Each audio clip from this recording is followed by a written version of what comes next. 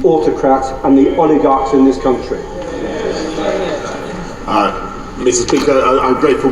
As I said in my opening statement, we are setting up a new combat and hypocrisy cell in the National Crime Agency to target the very individuals that he mentions. Sarah Chapman. Thank you, Mr. Speaker. Let us be under no illusion. We are on the brink of a potentially enormous humanitarian crisis, which could see massive loss of life and widespread suffering for Ukrainian people, and all to suffer the warped Tsar complex of the Russian president. The attack on Ukraine is also likely to cause mass displacement of people, potentially triggering a significant refugee crisis in Europe. So can the Prime Minister tell us what he is doing to support the Ukrainian people? Damn right, you will, right? It's going to cause a massive crisis. She makes a very important point. They're going to leave that country and go to the ones closest. Yeah, like Moldova and stuff, So they should effectively fucking set up these fucking refugee camps on the border so they don't have to fucking travel and stuff. Yeah, because they're going to be struggling out there, let's be real. As well, people flying on helicopters. People, and it says obviously people. Good. Yeah. Okay, sorry. Go for it, bro. Go for it. I want you to talk, man. That's what you're here for, my G. And it would save a lot of costs for us too if they stopped. If people were at the border instead of getting helicopters. Yeah. People up, they could get shot down as well. Like, look at what just happened in like the Afghanistan thing. You know, we don't want a repeat of that, do we? Let's be real. And good evening there, Sheila and Goosey. How are you all doing? Fantastic to have you with us. Do apologise about the time. We just went on a crazy mission to try go get some fucking cigs. God damn. So that wasn't fun. But how's everybody doing? Is the wait, let me turn the House of Commons down a little bit for you. So yeah, bit of a wild one today. We would also free if World War III started. Absolutely. So the only reason that we are watching this is obviously Boris Johnson's talking. They're all I don't know if any Americans have ever seen this, which is another reason why I thought, yeah, well maybe it'd be kind of interesting for y'all to see. But like this is typically how us Brits kind of keep up to date with what's going on. All these lot get into a room and argue it out with each other. So you always find some really interesting stuff out. We've just been hearing about how there's like basically a shitload of oligarchs and basically like dirty money that comes from Russia, and they've basically just been saying that this money has been stolen from the Russian people, and they're going to try bring in a load of bills to like combat these kleptocrats and oligarchs and stuff. So super interesting shit, man. Seriously, like I seen a comment earlier on a YouTube video, and it was we are literally living through history right now. How does it feel, right? I mean, fucking feels pretty uncanny to me, I'm not gonna lie. But yeah, this is truly one of those events that we spoke about for years. You know, kids in 100 years, if we've still got a planet fucking left, we'll be learning about this shit in school, or maybe not, because history is absolutely lacking in the public school system. But that's a different conversation altogether. You know what I mean, right? It's a big fucking deal. So we're just gonna kind of like listen to some of the shit that these lot are chatting. We won't do this for obviously the whole stream. We'll just do it for a little bit, see what they're saying. Y'all can get a little bit of a idea of, you know, the House of Commons. Is that what this is called? Yeah. This is the House of Commons, right? Mr. Speaker, just check how ridiculous all this stuff is. The pageantry of it all is just ridiculous. But like I say, it is super interesting. They've just been talking about how England only gets 3% of their gas from Russia, apparently, but other places they depend on Russian gas a lot more. They've been talking about how they're going to wedge out of Russian gas and move away from that. Like, this truly is a flipping monumental development for the world, for just world politics, which literally is the world that governs what is happening in the world right now. So it's some really scary shit. I would personally feel better if y'all are here with us, and y'all to do this. So, but yeah, it is kind of funny, honestly, watching these lot all hash it out. Like, this one is very different in the sense that they're not actually arguing this time. Like, usually it is an argument. It's Boris Johnson getting lambasted by a load of people. See a couple of weeks ago for the whole partying whilst everyone were on lockdown shit. He's lucky now. Yeah, exactly right. In a very convenient timing for big Boris Johnson, Keir Starmer, the opposition, literally has just been like totally saying, look, we're fully behind Boris Johnson, 100%, whatever he needs to do, this, that and other. So they're all agreeing now, which is very, very rare. But they've got no choice now, really. They have no choice, absolutely. Perfect, I mean, perfect and like, for Boris. Yeah, it's absolutely perfect for Boris. I don't think the guy could have. I actually don't think that he could have made and planned for like a better situation for him personally. But I honestly even think Boris Johnson would probably not want this. But I don't know. You never know. You don't know what these people have got. You don't know how many stocks in what companies these people have got. The world is a truly horrific place at the moment. And I'm not talking about the murders and shit. Like, sadly, that's just one part of one head of the seven-headed dragon that is the world stage at this moment in time. We really are in some unprecedented times, man. Like, scary shit. But okay, let's listen to some House of Commons, I'm going to turn him up for you, and I'm going to shut me up. The majority voted to bomb Syria and their civilians. I'm not entirely sure they give a F. Yeah, do you know, somebody was saying earlier on stream about, like, where the fuck were all this energy, the literal hundreds of other times that we have, like, pillaged, destroyed, bombed places, and, give foreign aid to places, sent weapons over, even just things like the Hong Kong, Singapore, the Bank of Hong Kong and Singapore, HSBC Bank, how they were fucking funding like these big defence contractors that were, shooting rockets at Hamas and stuff like that. Yeah, there's some really crooked shit, and people do not have that same energy, typically speaking, and it's kind of upsetting, right? But I kind of made a little bit of an argument earlier that I don't think that people don't care. I just think that the media plays an incredibly vital role in public consciousness, in the perception of any one event. They literally can, shape the public narrative, at least if they all come in, together, like the few main ones, which they are doing now over this Ukraine thing. It's all exactly the same kind of coverage. And once that kind of imagery gets into people's heads, I think that most people don't like war. I truly do. And if the Syrian stuff, the Afghan stuff, the flipping Palestine stuff, if that was getting literally rammed down people's throats like this was, I think the same outcry would happen. Like, for example, this Reddit account, this one's basically just like an anonymous one. It's a new browser. I changed to Opera browser like a few months back, and I've just never really signed in. So this is basically a fresh account. I don't think I've ever even done a comment or anything. And like, literally, Reddit, the front page of Reddit is just like everything Ukraine, Russia, Ukraine, Russia. Top live stream will probably be Kiev right now. Oh no, it's somebody doing plants. Awesome. That's why I love Reddit. But yeah, there has been a few live streams from Kiev, over in Kiev. What's good, Jen? Welcome, Jen. Oh, it's Thursday. sorry. My apologies. Welcome, Jen, by the way, as well. How is everybody doing?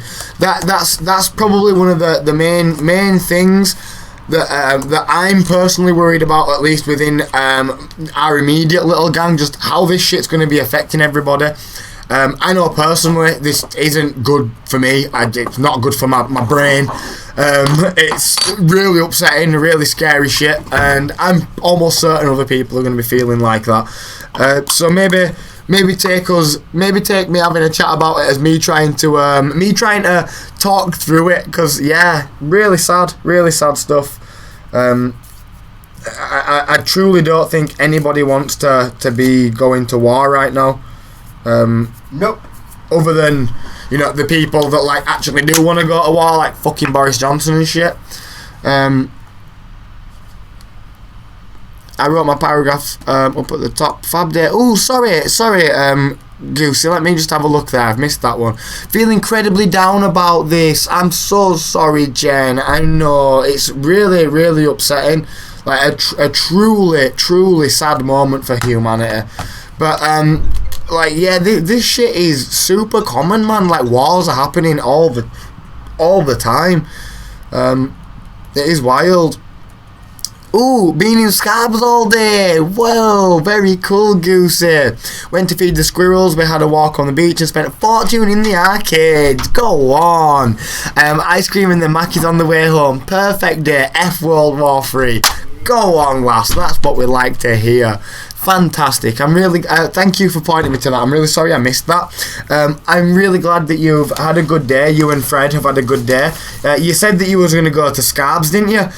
Which, sorry, for anybody that doesn't know what Scarbs is, because I know what that is. That's one abbreviation I am privy to. Scarborough, the beautiful seaside town of Scarborough, which, if you was there for the stream, we actually went to Scarborough about 3 months ago or something. I actually forget that we went to Scarborough recently, but yeah, we went to Scarborough.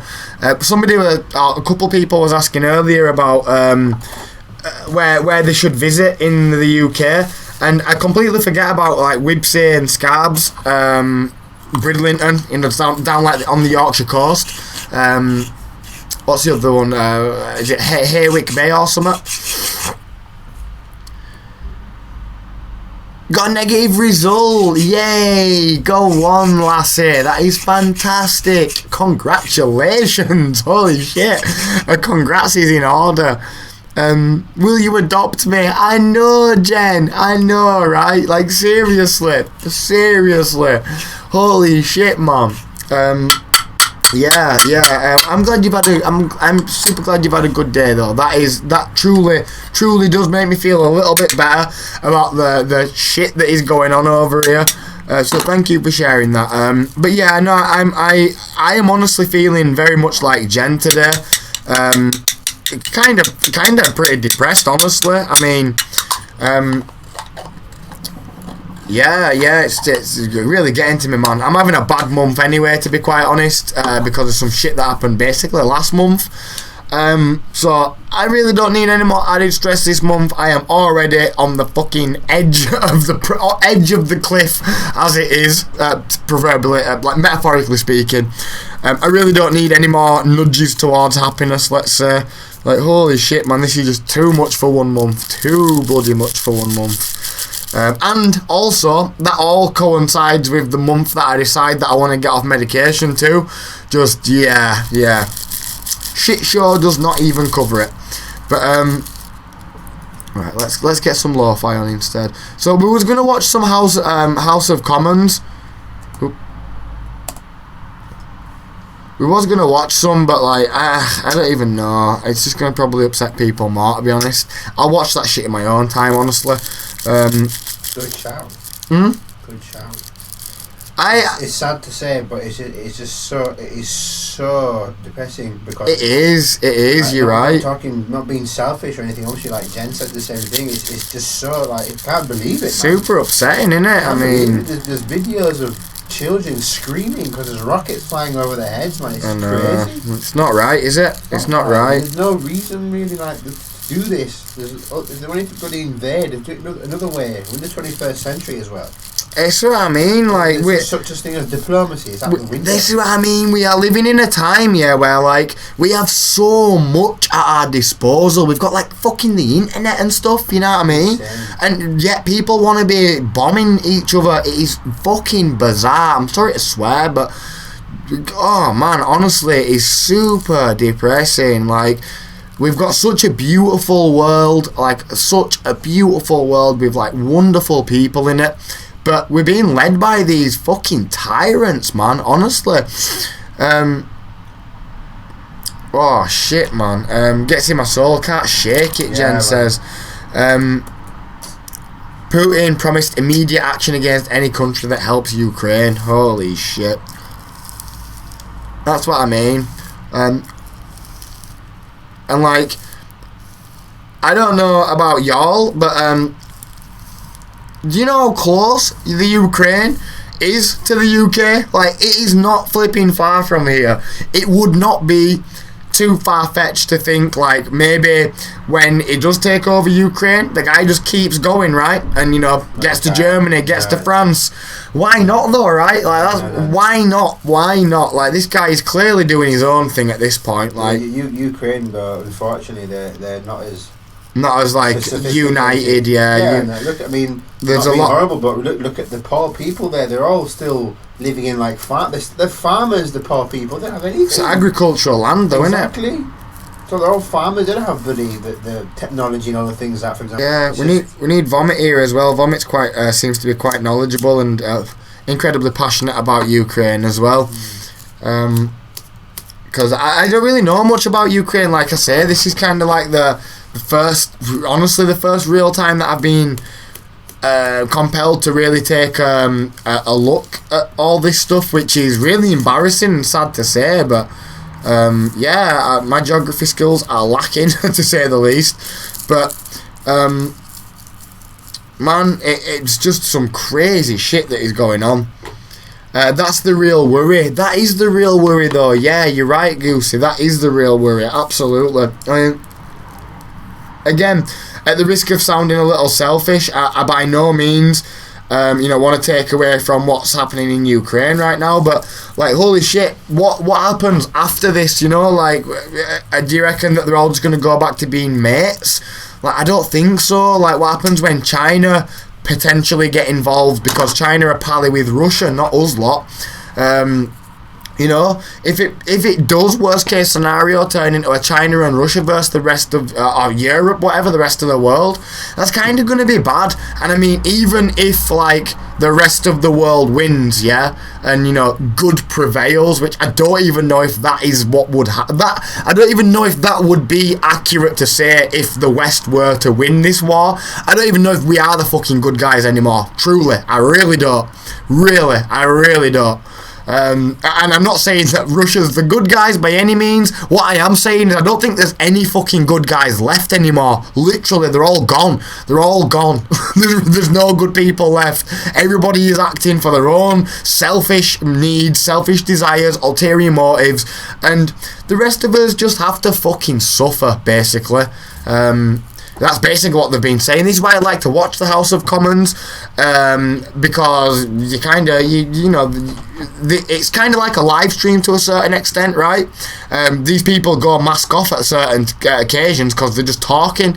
It's why it's actually quite decent, and one of the reasons why I would advocate for a House of Commons that is publicly broadcast to the whole of the UK.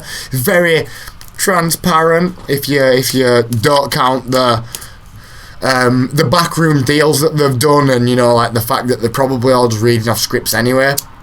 But I don't think that's entirely accurate. I think there is truly independent people there that are just trying to ask questions, and it is a cool little thing that they've got going on. But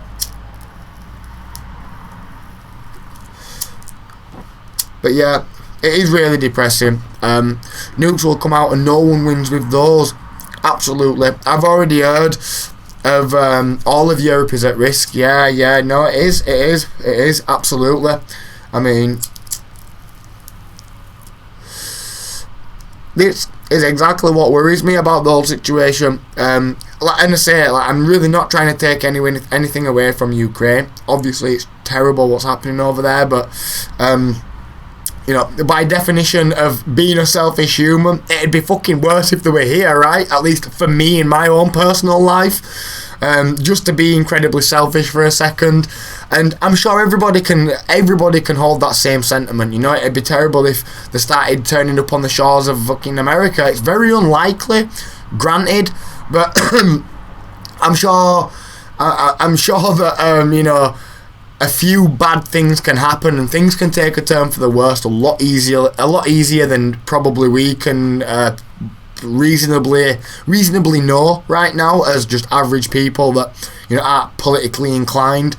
But the second that people want to start playing with nukes and people want to start talking shit about this person's gonna get it and that person's gonna get it, oh man, it's just bad news for everybody. So yeah, I'm not feeling too great about it all. Either, to be honest, it's been a shitty ass month over here. I am literally battling to get through each day at this point, and I just don't need out else. We just don't need out else, and I'm sure everybody can get on board of that with that sentiment, right? We don't need no more of this hassle, because there's already enough going on. But yeah, like, it's gonna sadly have an effect and a cost for everybody, whether that's financial or literally your life. You know, can we just not? That'd be great. Yeah, right. Can we just fucking not? Like, I don't know. I think something is lost on me when there's all this shit about we're going to be sending so much sanctions and all these weapons to Ukraine. There's some of this lost on me, and I'm thinking, why on earth can, like, you know, for example, people not get adequate help with the rent? You know, like a simple thing that should definitely be very easy to do in somewhere like the UK. Yeah, here we are. There's people struggling on universal credit, having to go eat out of bins and shit, like literally, because they either don't pay you enough or completely just skip your payment, wreck your application for some bizarre reason, decide they don't want to pay you because a detail was wrong, or they rejected a bit of ID 6 months down the line, literally, or they request a new ID, a new show of your ID that, you know, you don't have because you don't have any new letters since the old one. I don't know, man. They're lacking in so many areas. In just their own country. It's just wild to think, man. We've had a few years of pandemic. This isn't needed. Lewis was saying that earlier, and it's true. We've just come out of a pandemic. Like, what the heck, man? We've waited for that to get them while they're weak. Get everybody while they're weak. Yeah, it's a really good point, man. A really good point. Everybody is on their knees. On the knees. Morals already low. We're already all, you know, economically starved and morally flipping depraved at this point. Like, holy shit, man. The man's ex-KGB, of course he's waited for the pandemic to kind of die down a bit. Man, welcome back, Sheila, by the way. I hope you're doing okay. Gosh, yeah, I'm feeling it. I'm really feeling it, honestly. I was like that close to not even doing a stream this evening because I don't even know, man. Like, shit, everything just completely feels like it's falling apart at this moment in time. And it isn't. That isn't how things are. But it's very easy to slip into feeling like they are and just feeling like... We was on about it the other day, right? Everybody seemingly is already coming to the conclusion that nothing even fucking matters anymore because, like, we just completely been... cheated. We've been cheated out of a decent life. The deck's stacked against us. We're fighting uphill and people are tired, man. You know, we've just been hit with this whole pandemic bullshit.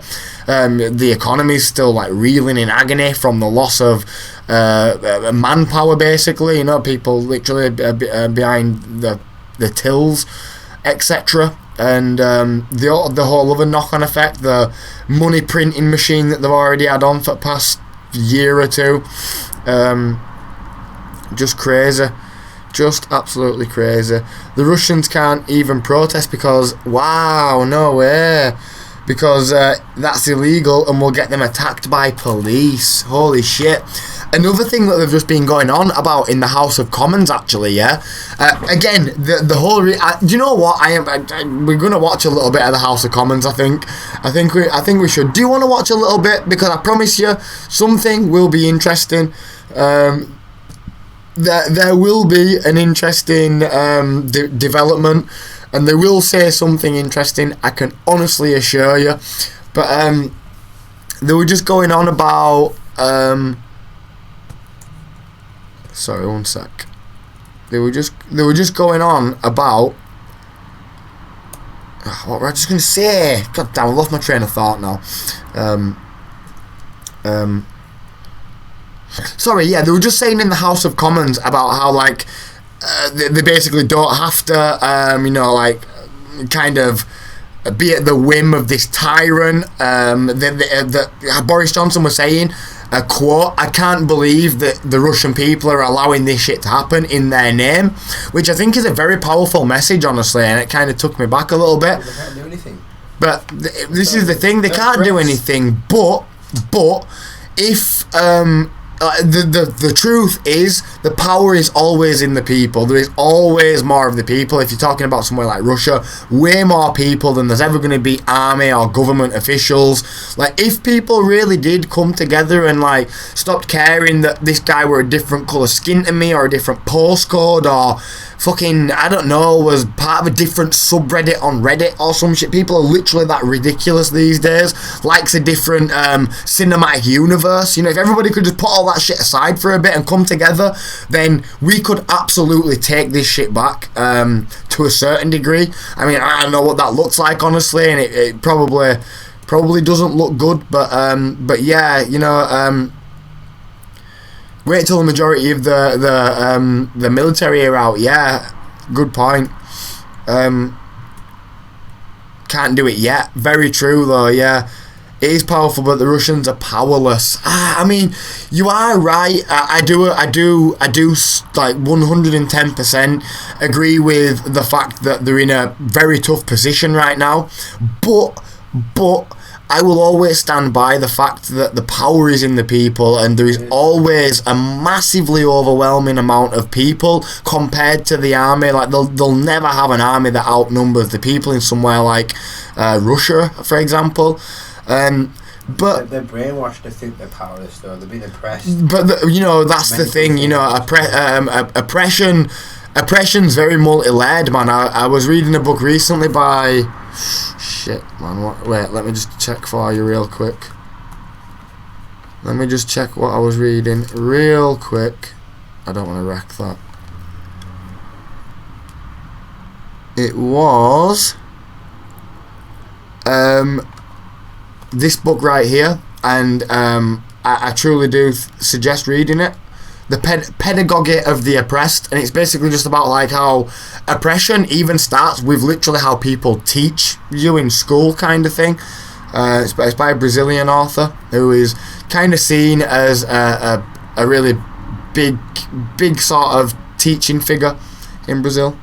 Fieri or something. Let's get some lo-fi on. Let's get some vibes kicking.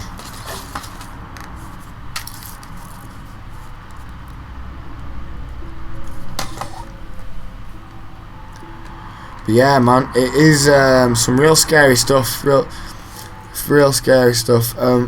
I'd agree, but the army will shoot to kill.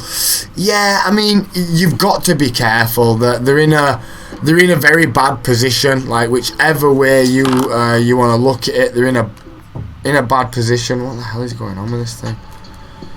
Whichever way you want to slice it, they're in a really bad position.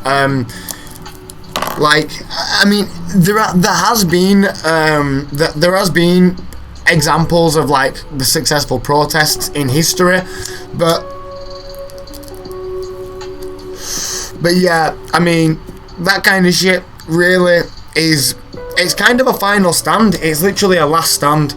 It is the people's last sort of last chance, really, you know, to kind of take the country back. And you know, you're right, it's really fine, in a fine balance at the moment, man, which is very scary for the Russian people, which is why earlier, if you was here on earlier's stream, I was saying pray for our Russian and Ukrainian brothers and sisters. I wasn't just saying pray for our Ukrainian brothers and sisters, because the truth is there's going to be a lot of Russians as well that are suffering from this, a lot of Russians that don't want this shit to happen, and sadly, you know, a lot of Russians, like you say, can't do fuck all about it, just like we can't do all about it over here. You know, they've got a bad situation over there, man. I'm pretty sure the majority of Russians don't want this. Yeah, absolutely. I think that's absolutely true, personally. And just another just fucking really sad part about this whole situation. And yeah, I mean, I didn't even want to come out and talk about this tonight because it is upsetting, but how could we not, right? How could we not? I think if we dedicate this one to crying about it. Basically, I'm fucking upset about it, man. I'm having a shit day. I'm having a shit week, a shit fucking month, and then World War III happens. Like, seriously, what the fuck is actually going on? It's just ridiculous. It is absolutely ridiculous. I don't even know what to do at this point. I don't even know what to do, where to turn, where to go. And I'm sure a lot of people feel the same. There'll be plenty more streams from this, don't lie. Yeah, there probably will be. I mean, holy shit. At this point, it's kind of hard to escape it, right? It's really hard to escape it. Like I say, look at Reddit's front page right now. It's just constantly Ukraine, Russia.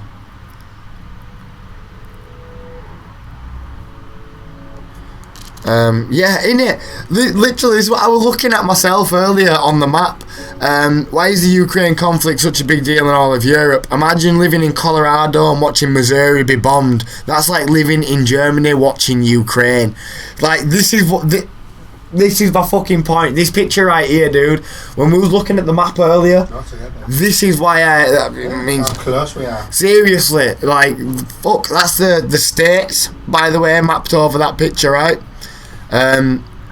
This is a fucking big deal, mate. Like, a huge deal. This is effectively a war, like, in our fucking back garden. Like, it is. And it's not good. It's not good. Yeah, that picture. The picture is brilliant. If pictures say 1,000 words, then that's a movie right there. It's scary wondering what we're going to wake up to. I know, yeah, absolutely is. Very scary wondering what we're going to wake up to, man. You're not wrong.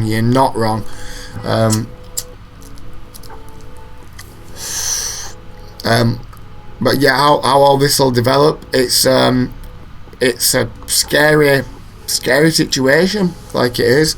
A real scary situation. It is so close to the United Kingdom. It is fucking terrifying. Terrifying. And I mean, like, don't get it twisted. They've got to get through Germany, France, Poland, Romania, Denmark, Italy, even Greece, Turkey, fucking Portugal might even get involved, and Morocco and shit. But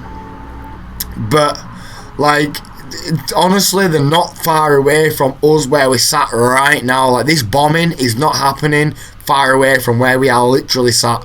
Like, genuinely, it's not far. It's a few hours away, right, Lou? Okay. Literally is. Few hours away. Next fucking door. Terrifying shit. Who said it's like Missouri looking over? That's just on front page of Reddit. Yeah. So I don't know, but true, like, no, you're right. I should give them credit for wherever that is. Look at the size, like. Jess told me off for not giving credit other day, and she were right, honestly. Naughty boy. I really should be giving credit, even if nobody watches my shit. It's still it's just spotlight for yourself. Out of principle.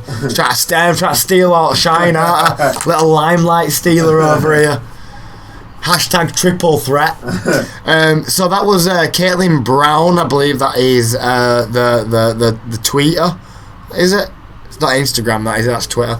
Yeah, Caitlin Brown. She's verified. So, but yeah, it's really good analogy right there. Like, super good analogy. I can't I'm swearing tonight, fuck it. I can't fucking believe we lived through a pandemic, a world war, and all the other pissing wars with Iraq and everything else. It's too much. I know, man. It really is, and I don't know, man. I feel like it's some kind of mental onslaught on all of the people. I feel like they know what the fuck they're doing, man. Why is Putin such a cunt?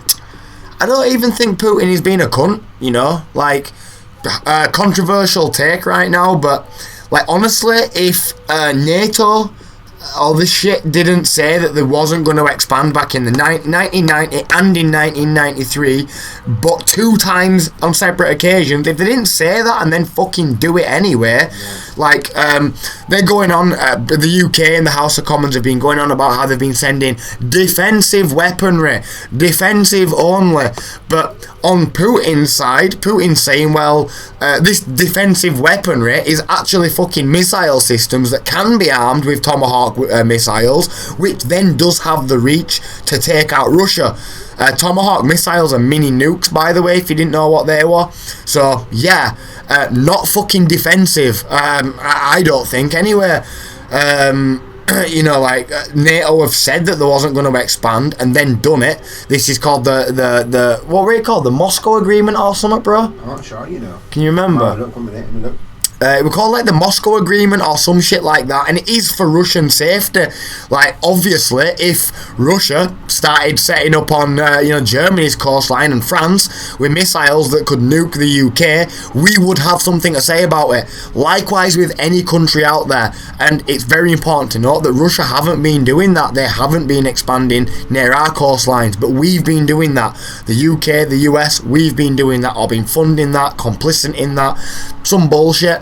So like, not to say that Russia is right in what they are doing, but we are innocent either, which is why I'm saying, like, it doesn't seem like there's any good guys left anymore. Like, literally, we're all fucking bad guys, and I don't like that. I don't like that. It upsets me. I don't like the idea that we could possibly be bad guys too, right? It's crazy. It is crazy. Treaty of Moscow. Yeah, the Treaty of Moscow. So if you're interested, check that out. Truly an interesting and a very seminal bit of world politics right there.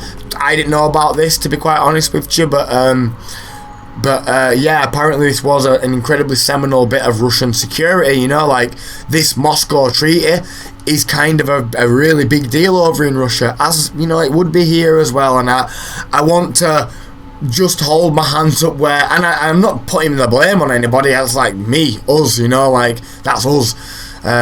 But that's kind of just the reality of the situation there. Like, that is a reality of it. That's a truth. That's what's happened. That's why we're here right now. So it's important to note, right? Because a lot of people say, oh, why is Putin such a cunt? And it's like, he is a cunt, absolutely, but that doesn't like take away from how cuntish we've been as well, you know. Please note, we've got Biden, we had Trump, we had fucking Boris Johnson, Theresa May. These are all absolute fucking idiots. This is what's been going on in world politics recently. It's not great. It's not a great situation all around, honestly. It's all men doing it too, just saying, absolutely, power-hungry Neanderthals. I absolutely agree with you. And I'd even go one further and say that it's fucking rich white men that are kind of at the forefront of all this. You know, people that are power-hungry Neanderthals that are losing power. Not only losing power, like, you know, racially, because the racial divide's completely getting, like, closed a little bit now, but on the world stage too, people are kind of, you know, realising that these people don't really speak for everybody, these old rich white men. They don't really speak for, you know, the majority of people that they're supposed to be representing, and they're fucking pissed about it. They hate it. They're throwing all the toys out at pram now, seriously. It's fucked. Yeah, bro, it's what it was. Big babies. You want to talk about world politics? That's what world politics is. Rich white men fucking shouting at each other about shit that the rest of us don't give a fuck about, because we're all starving out here. You know what I mean? We're all struggling for work, struggling to feed us kids and shit. Like, we don't give a fuck about all this bullshit that they're going on about. Literally, the House of Commons are arguing about Russian money and shit that's been coming over here, and it's like, has it now? You know, like, we didn't know about this. Where the fuck were our Russian money? It's been a housing crisis and a cost of living crisis over here the past 15 years. Inflation's fucked as currency's been bastardized, literally. Like, it's almost worth fucking note anymore. Sterling, sorry to just deflect a minute, but sterling was literally the fucking currency for, like, the most of the last 1,000 years, like, literally. Not that long, but you know what I mean, right? Sterling was kicking, mate, it's been kicking for a long time, and now it's no different to any other currency because these people don't give a fuck. It's crazy. of course, but the only reason Russia should be worried about that is if Russia effing started it. I mean, I do agree, like, NATO is a strictly defensive alliance, so it kind of doesn't make much sense on Putin's part to be like, whoa, what are you doing, you know what I mean, when it's this very blatantly defensive alliance. They've never, ever invaded anyone as far as I'm aware, NATO, but then again, would you really trust, these people that are leading NATO? Would you really trust Boris Johnson, be truthful about his word? I mean, I can kind of see the gripe there to a certain degree. And again, I am absolutely not defending Putin. I think the guy fucking sucks ass, but at the same time, I also do think that fucking Biden sucks ass, Trump sucks ass, Boris Johnson sucks ass, Theresa May, they all do. Like, I don't care for any of them, honestly. So I really just want to be dedicated to calling it out where it is and just trying to really cut through the middle of the situation to try and see what it is for what it is. And again, the truth is there are no good people in this situation. Thank you, Goosey, bless your heart. Oh my gosh, you absolute diamond. Everyone sucks ass, but no one sucks harder than a war criminal. Absolutely though. Yep, you're right. You are right, absolutely. And again, I am not trying to defend Putin by any stretch of the imagination, but I also don't want to even be seen as trying to defend the UK, because I don't even know anymore. Like, I don't. 3-month anniversary, yay! I know, isn't that so cool how it does that? Thank you, Goosey. Your continued support is very, very vital to the cool stuff that we do over here when we do get to. It's bloody flown by, I know, right? We have lots of fun, don't we? Talking about world wars and Holocausts and shit. Yeah, we really, really have fun. Holy fuck. Damn. Oh yeah, it's been I love it. Bless you, Goosey. I don't know what I'd do without the company that we managed to keep. Seriously, like, goddamn. Especially now more than ever, I have never felt just more blessed to have decent people in my life. Like, truly. It's sad that the people of Russia aren't to blame, but Putin and his government, absolutely, yeah. That's something that they've been talking about in the House of Commons as well. About, basically that it is Putin's regime that's doing this, and effectively Putin's regime is affecting the Russian people too. Putin's stealing money off of them and stuff like that. So it's bad shit. It is bad shit. We're still waiting on word. Whether we'll accept the Ukrainians in. Right.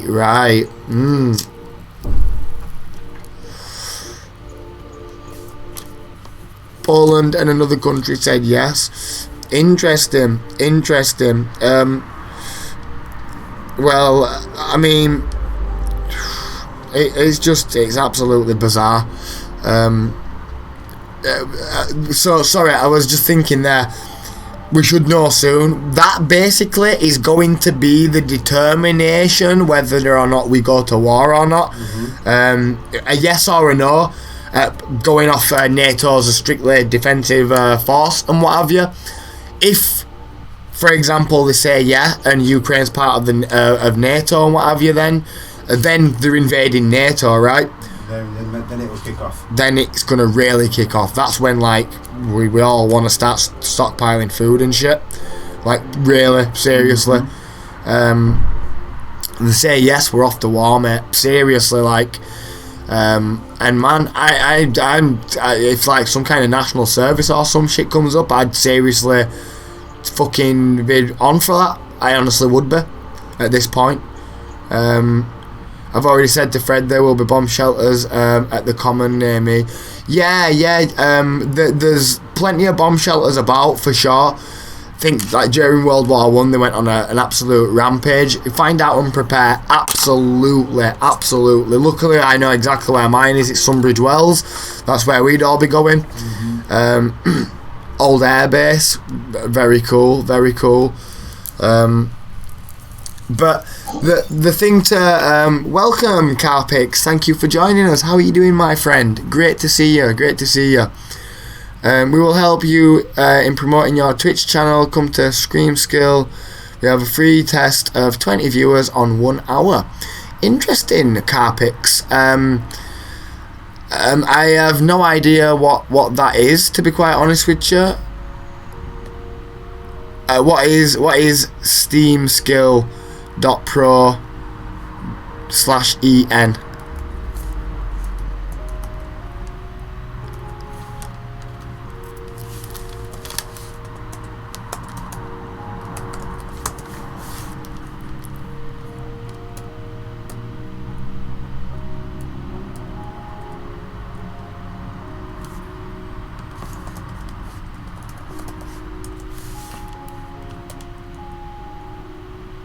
So is this you, yeah?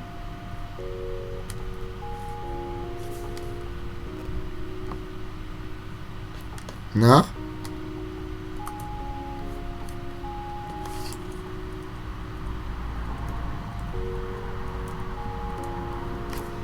Never know, right? You never know. Yeah, don't worry. I'd never be clicking on any links that that guy sent me though, for sure. But like, you know, usually if this was a scam, for example, the first thing you'd see is it a scam? And it doesn't look like the worst thing in the world, seriously. At first glance, at least.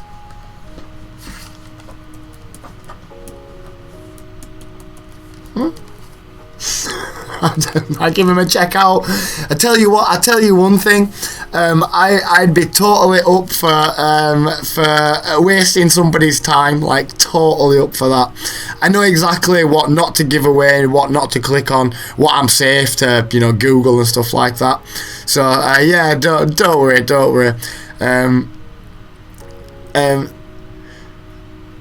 That's what they all say. The Nigerian prince is real, so why not?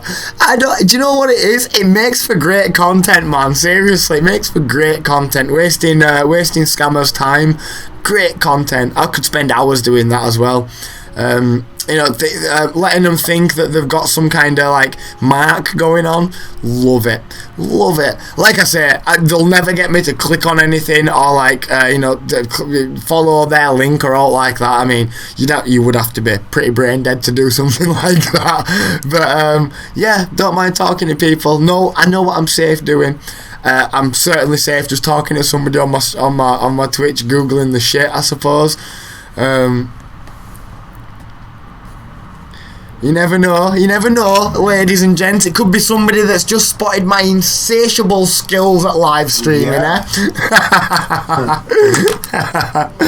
I mean, I'm just dying to be spotted.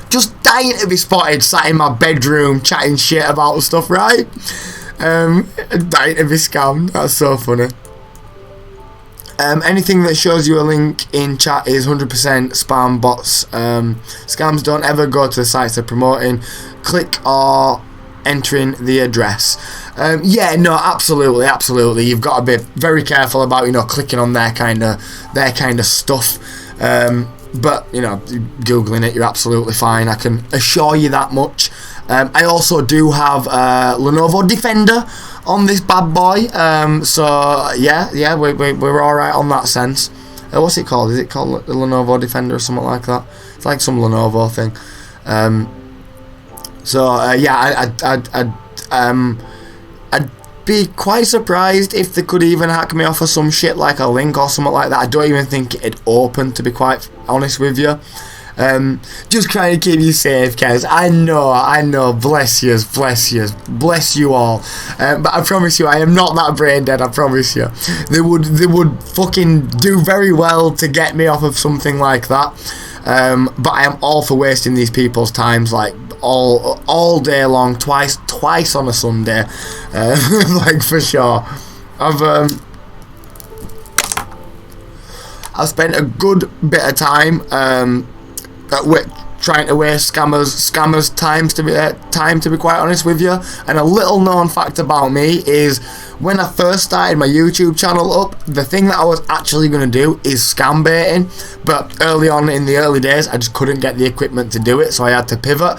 But I was actually going to do scam baiting. I've even got a virtual machine on this computer right now that I could open a link in and it'd do absolutely nothing to my computer.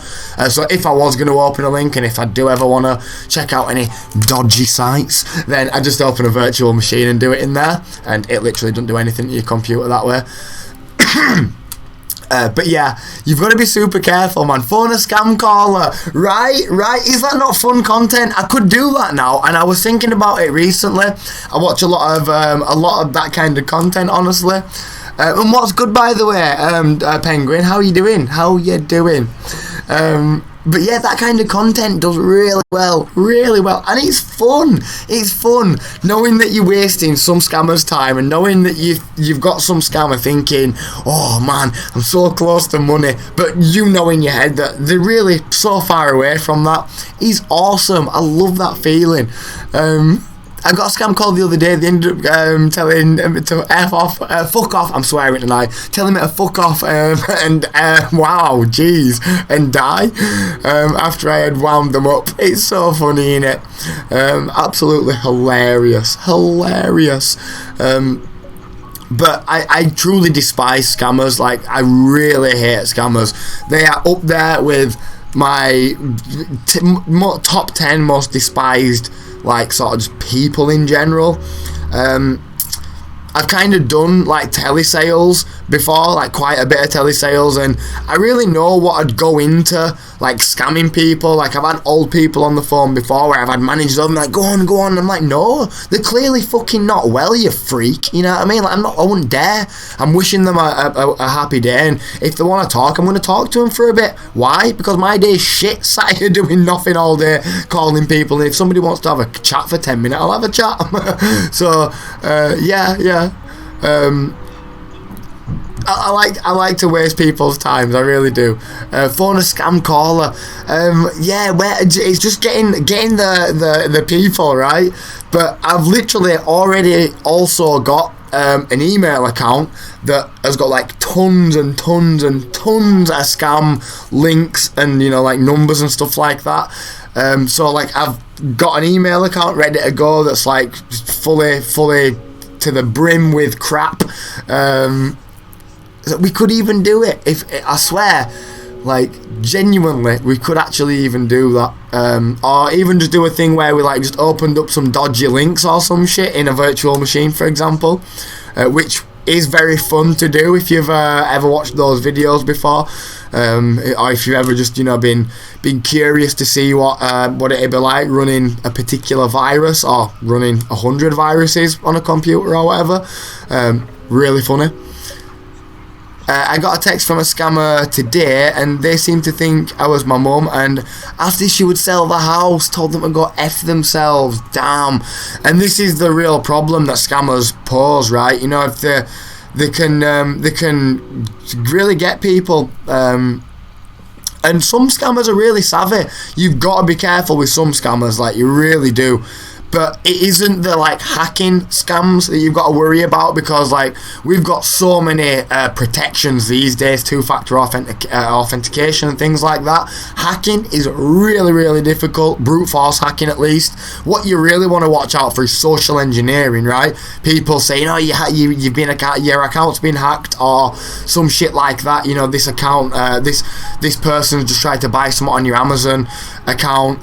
Is this your YouTube account? Blah blah blah. Those are the ones you've got to really watch out for. Like that guy, to be fair, you know, if he started, you know, saying some shit like, you're an amazing streamer, we believe in you, we're like a talent network or some shit, you know, I'm sure somebody would fall for that.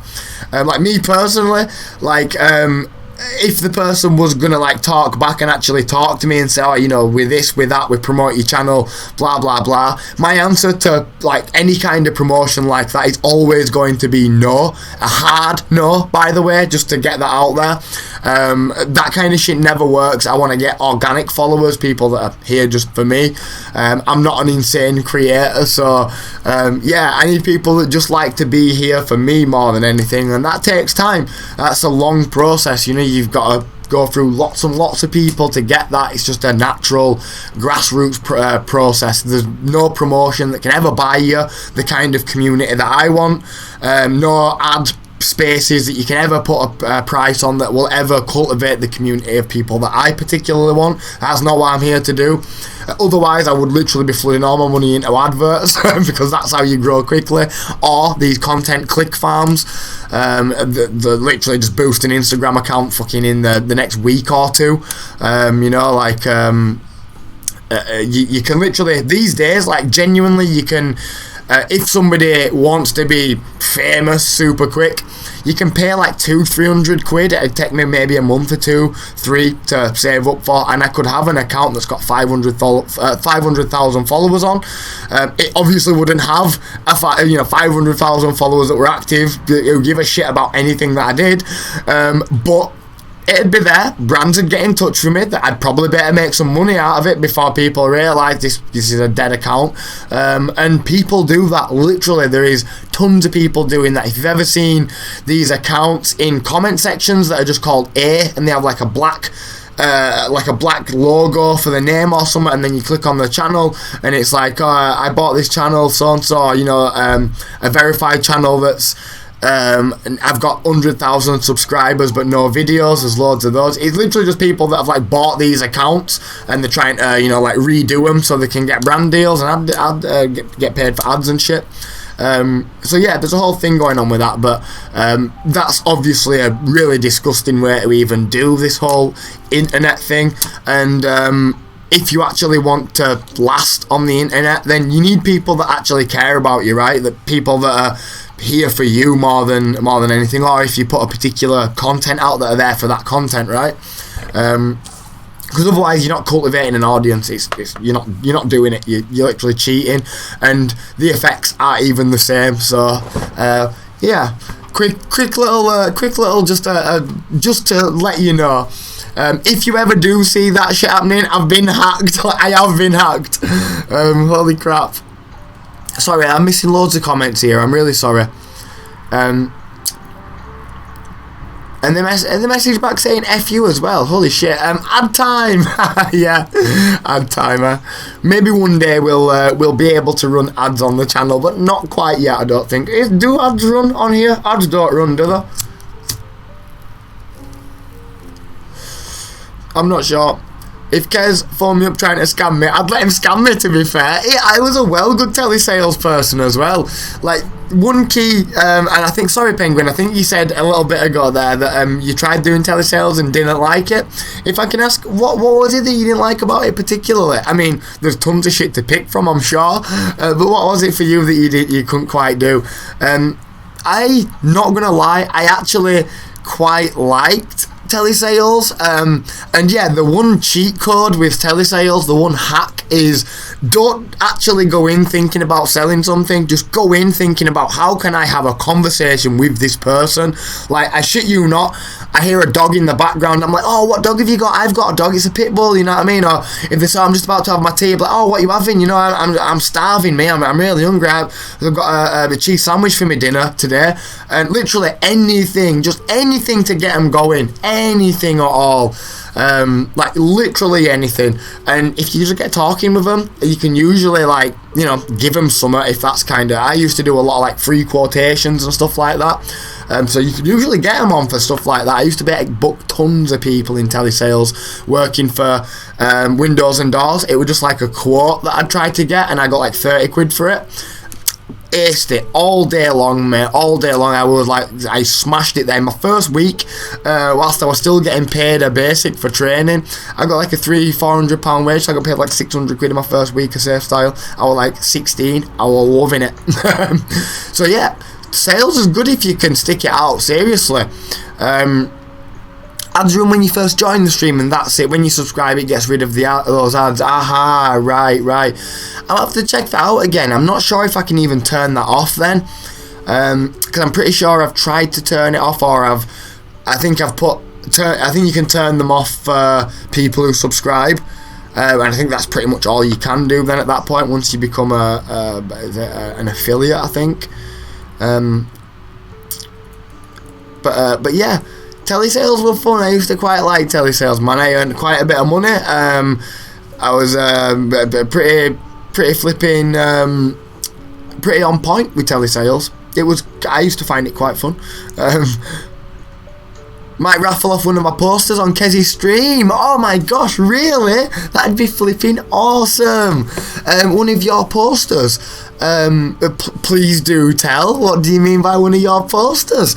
I am very excited just to hear about this, my friend. That'd be awesome, by the way. That'd be truly awesome. Like, I would love to do stuff like that, you know, like raffles and shit, but I'm so fucking broke right now. It is ridiculous. Like, my cousin's feeding me at this moment in time because I'm, like, starving to death, like, literally. It's fucking mental. It's only because of some shit that happened last month. It's like a whole thing that's going on with this fucking help that you get.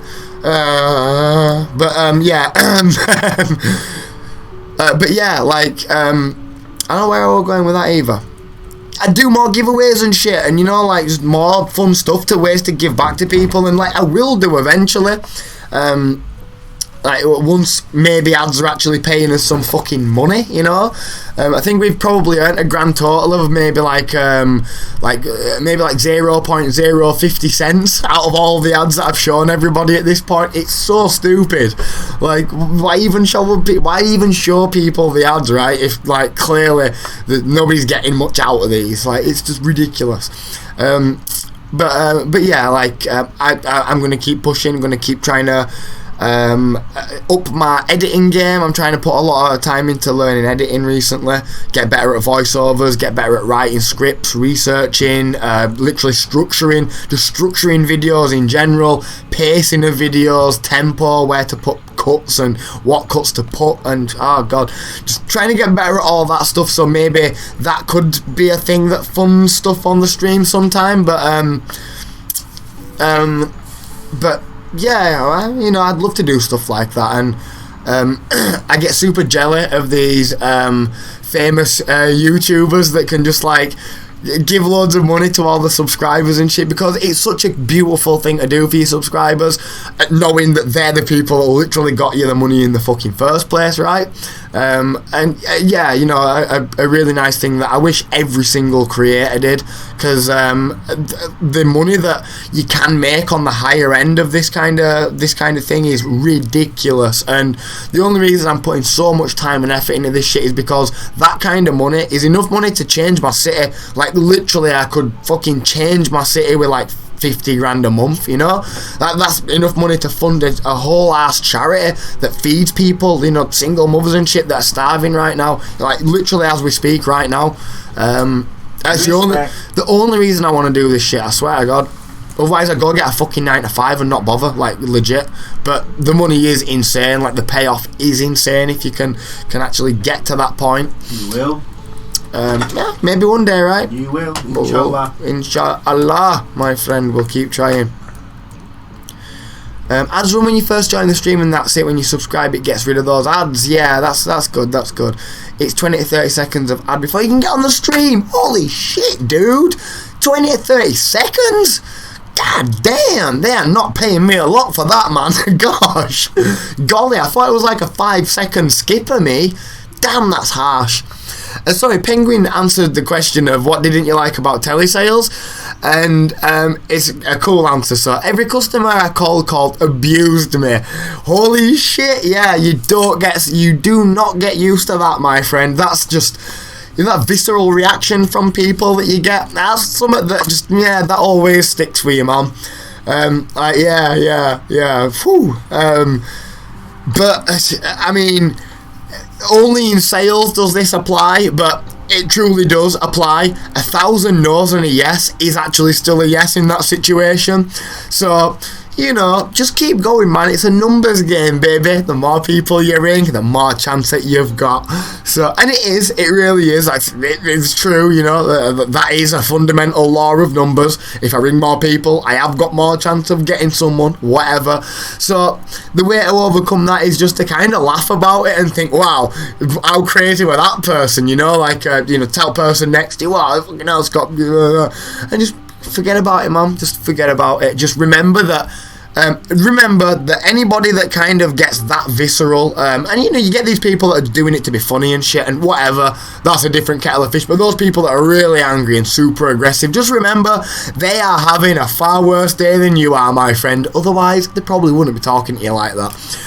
It's hard though. That's definitely the hardest part, and probably what most people just think, fuck this. I would not dare be spoke to like that for not even minimum wage if I don't get any sales in some sales jobs. Like, nah. And I have been to plenty of sales jobs where, like, for one reason or another, you just can't get a sale. Whether the product's shite, the area they're in, the data they've got's terrible, you're just not feeling the job, whatever. Wrong hours at day, could be a lot of things, could be a mixture of all of them. And yeah, you know, after a few weeks and you're not getting out, it's like, nah, this is not worth it. Absolutely not worth it. Everyone was drunk and high, which was awesome, but it just wasn't my vibe. I just ended up missing my next stream because... Sorry, I ended up missing my next stream because Jay was on a come down, stuck at a train station for 2 hours using 3 magazines as a pillow. Because me and my mate got kicked off the train for no tickets. Oh shit! Damn. Damn. That's rough. Yeah, no, I feel you. I send you one if you wanted. Just a little mad poster I made. Oh my gosh, man, I would fucking love that, dude.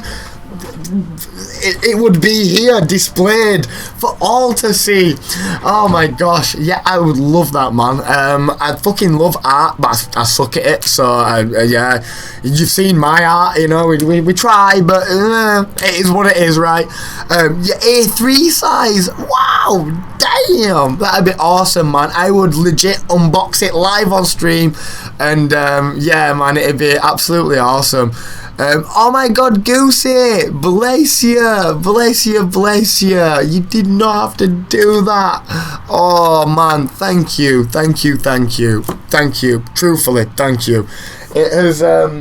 It has been a rough one this month. Holy shit. Thank you so much. And literally anything at all at this moment in time, like we're scrimping for like cigs and shit, like literally ridiculous. So thank you so much. Thank you. It is, man. I got really blindsided last month by some neck shit, and you know how the whole knock-on effect is. So it's been a whole situation. It's been a whole thing.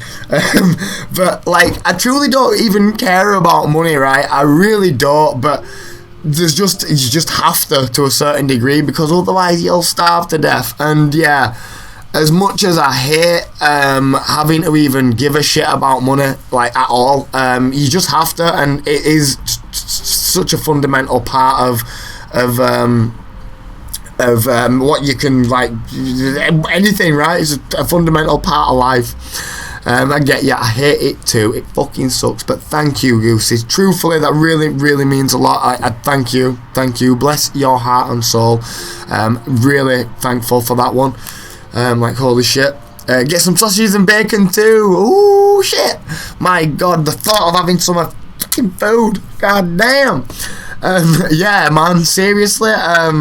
And I'm thinking this time I am actually going to be smart. Like, next time I've got some money, I am being smart with it, especially whilst I've got Lou here. Like, I really need to be just getting on board with this whole cooking thing.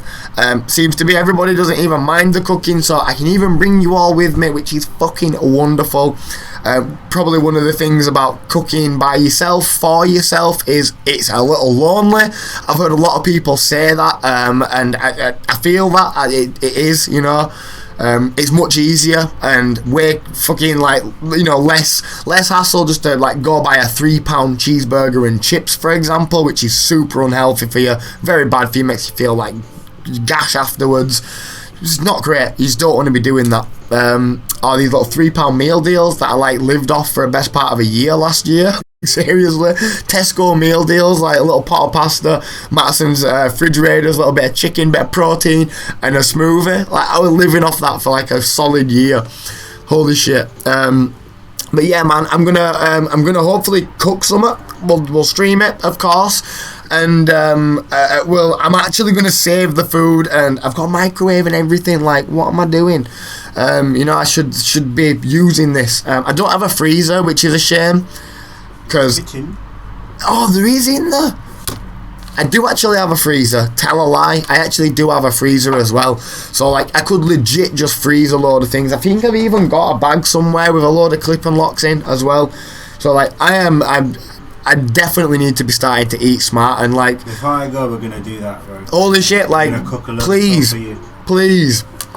I mean, and it isn't that I can't cook. Like, seriously, y'all probably think that I literally will hold a knife the wrong way around and cut my hand immediately, but I'm not actually totally, like, illiterate with food and stuff, I promise you.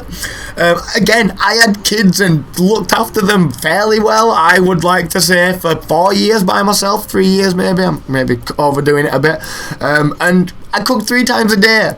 4 times if I'm feeling saucy on an evening, but yeah, like I can cook. Like, it's just I don't know why. I think a lot of things combined together. Definitely the fact of having like a shared kitchen is not ideal, but it's really peaceful here. It's really chill. I've settled in. I know everybody here. It's a nice spot. I've got no excuse. It's fun. We can all enjoy that. Like, there's no reason why I can't be talking to you and cooking. Like, it don't change much.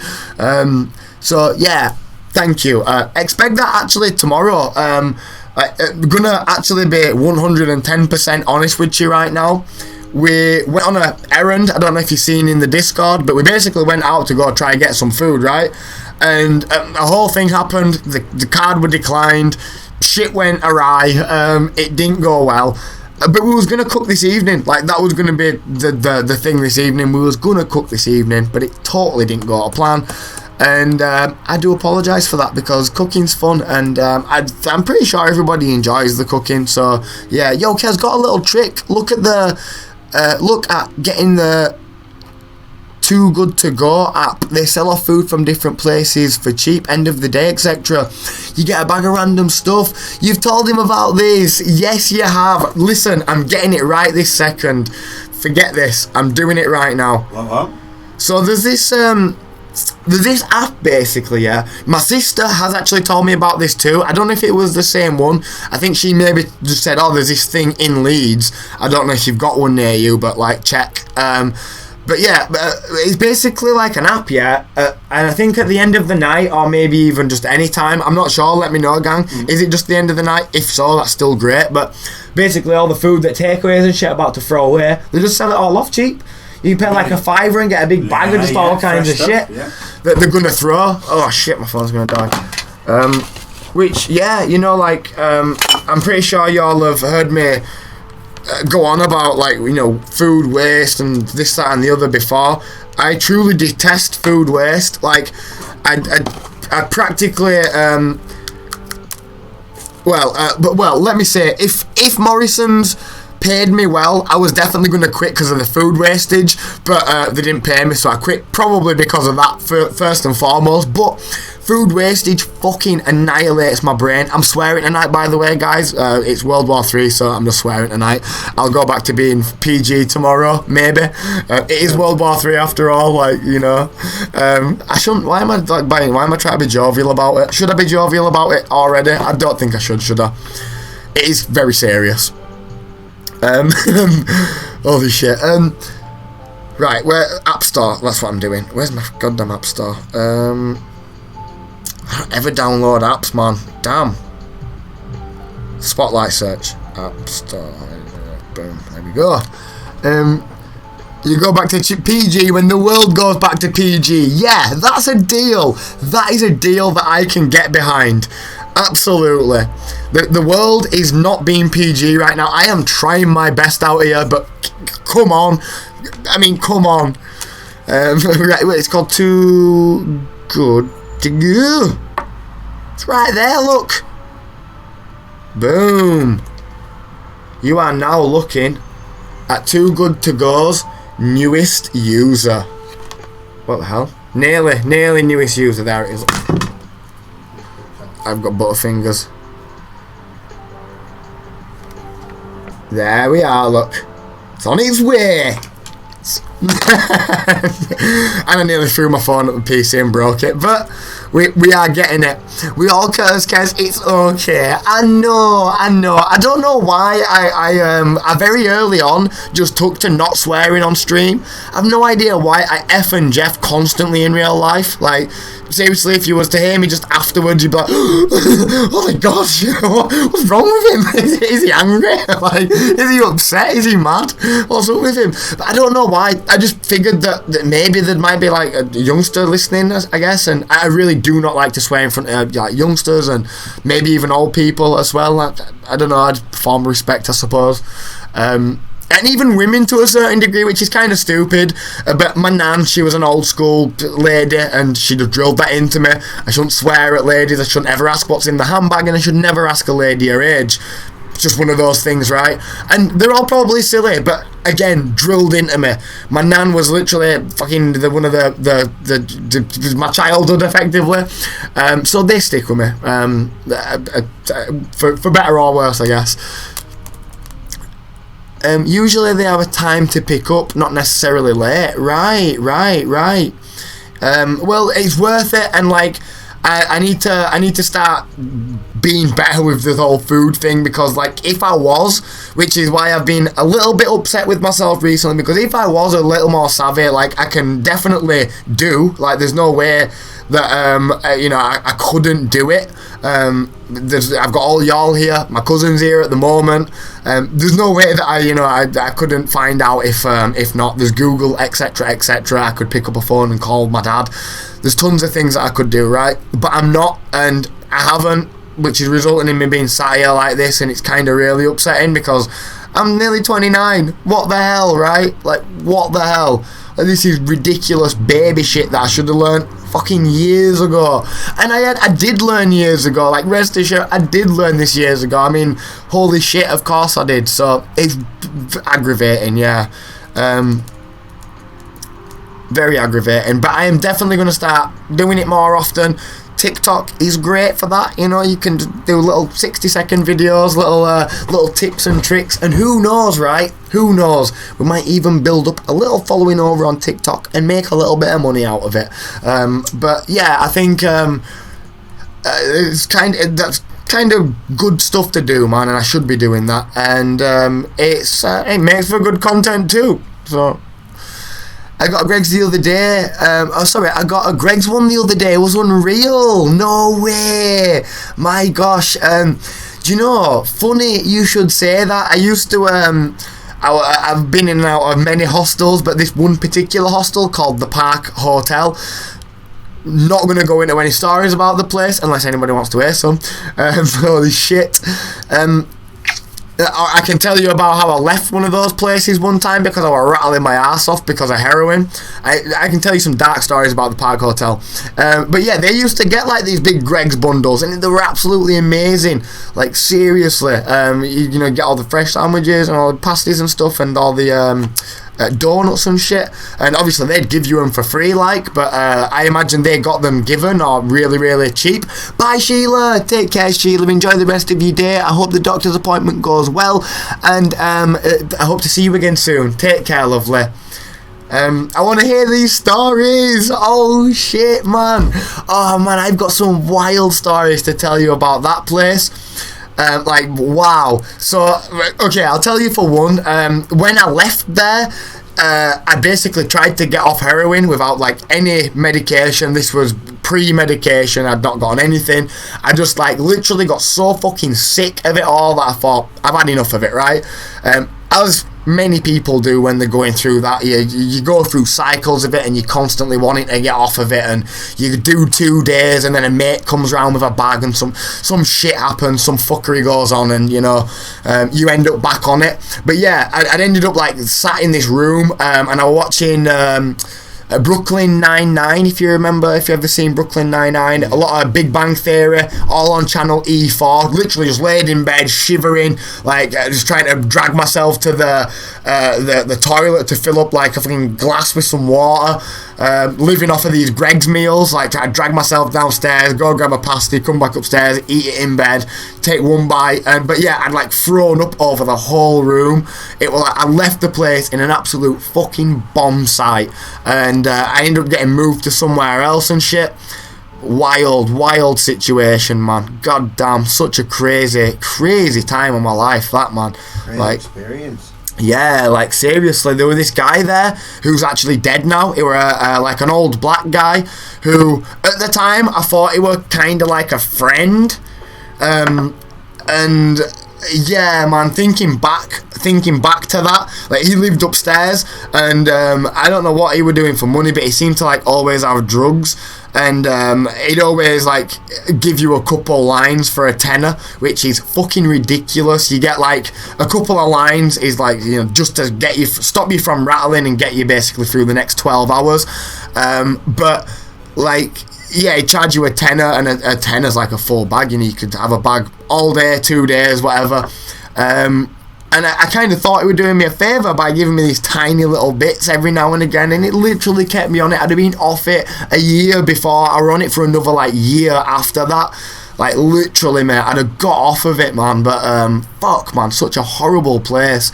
But yeah, living off of the free Greg's meals, man, like, the shit, man, when I say that shit literally kept me alive, I am super honest, like, that is 110%. Park Hotel, I'll show you it right now. It doesn't even look bad, and it's ran by, like, a Sikh family, and they get, like, they've got, like, a thing going on, with the government, I guess, and they get paid like a shitload for it, but yeah, man, they kind of do a pretty decent service. Look, that's fucking hell, wow. Oh yeah, wow. There you go, there's the Greg's room right there, baby. Holy shit, man. It doesn't even look that bad looking at it, like, it really don't. I never had a kettle in the room, but it doesn't actually look that bad looking at it, like, it really actually don't. It used to be a really nice spot as well, but they kind of just opened it up to you may recognise where we are here, ladies and gents. Look, anybody know where we are? Lister Park. Yeah, just round the corner from Lister Park. I lived there for about 3 months, I think. It was pretty horrid, yeah. I mean, it was all fairly self-inflicted shit, to be like 100% frank with everybody. It was my own. It was a series of my own choices that led me there. Nobody forced me to do that shit. And yeah, just a fundamental problem with facing my issues, I guess. I didn't really know how to face my issues, in all honesty. That's something that I've, like, heavily worked on in the past sort of 2-3 years. Just being able to work through things, being able to work through feelings. Like, I don't know if anybody's ever been here for the times that we went up, we go up the staircase in that car park, and then we go stand at the top, and you can, like, see a little bit of a view from Bradford. I've never actually told you all this, but I used to go there, like, all the time, and, like, want to jump off. And when you're, like, in that space, I'd go up there, I'd sit in the stairway, fucking in pieces, because I'd be, like, homeless, and I used to kind of stay there sometimes, if I didn't get thrown out by the parking warden, the prick. But yeah, I used to go up there. I don't know if you can remember, I don't know if you even know where I'm talking about. It's just like a car park in the city centre, like, very close to the town hall. But yeah, I used to be in there quite a lot. There's loads of weird random memories, and it's a bad time, just trying to escape, not knowing really what to do, not knowing really how to even handle things. And loads of people go through that, man. Loads of people go through that, and it's super fucking sad, because the answers are actually really flipping simple. And it's fundamental shit, man. Stuff that everybody knows about. You need to be going to sleep on a night. You need to be eating well. You need to be fucking talking to decent people and filling your company with good people, etc., etc. Drinking your water, that kind of shit, which is very hard when you're homeless, you know.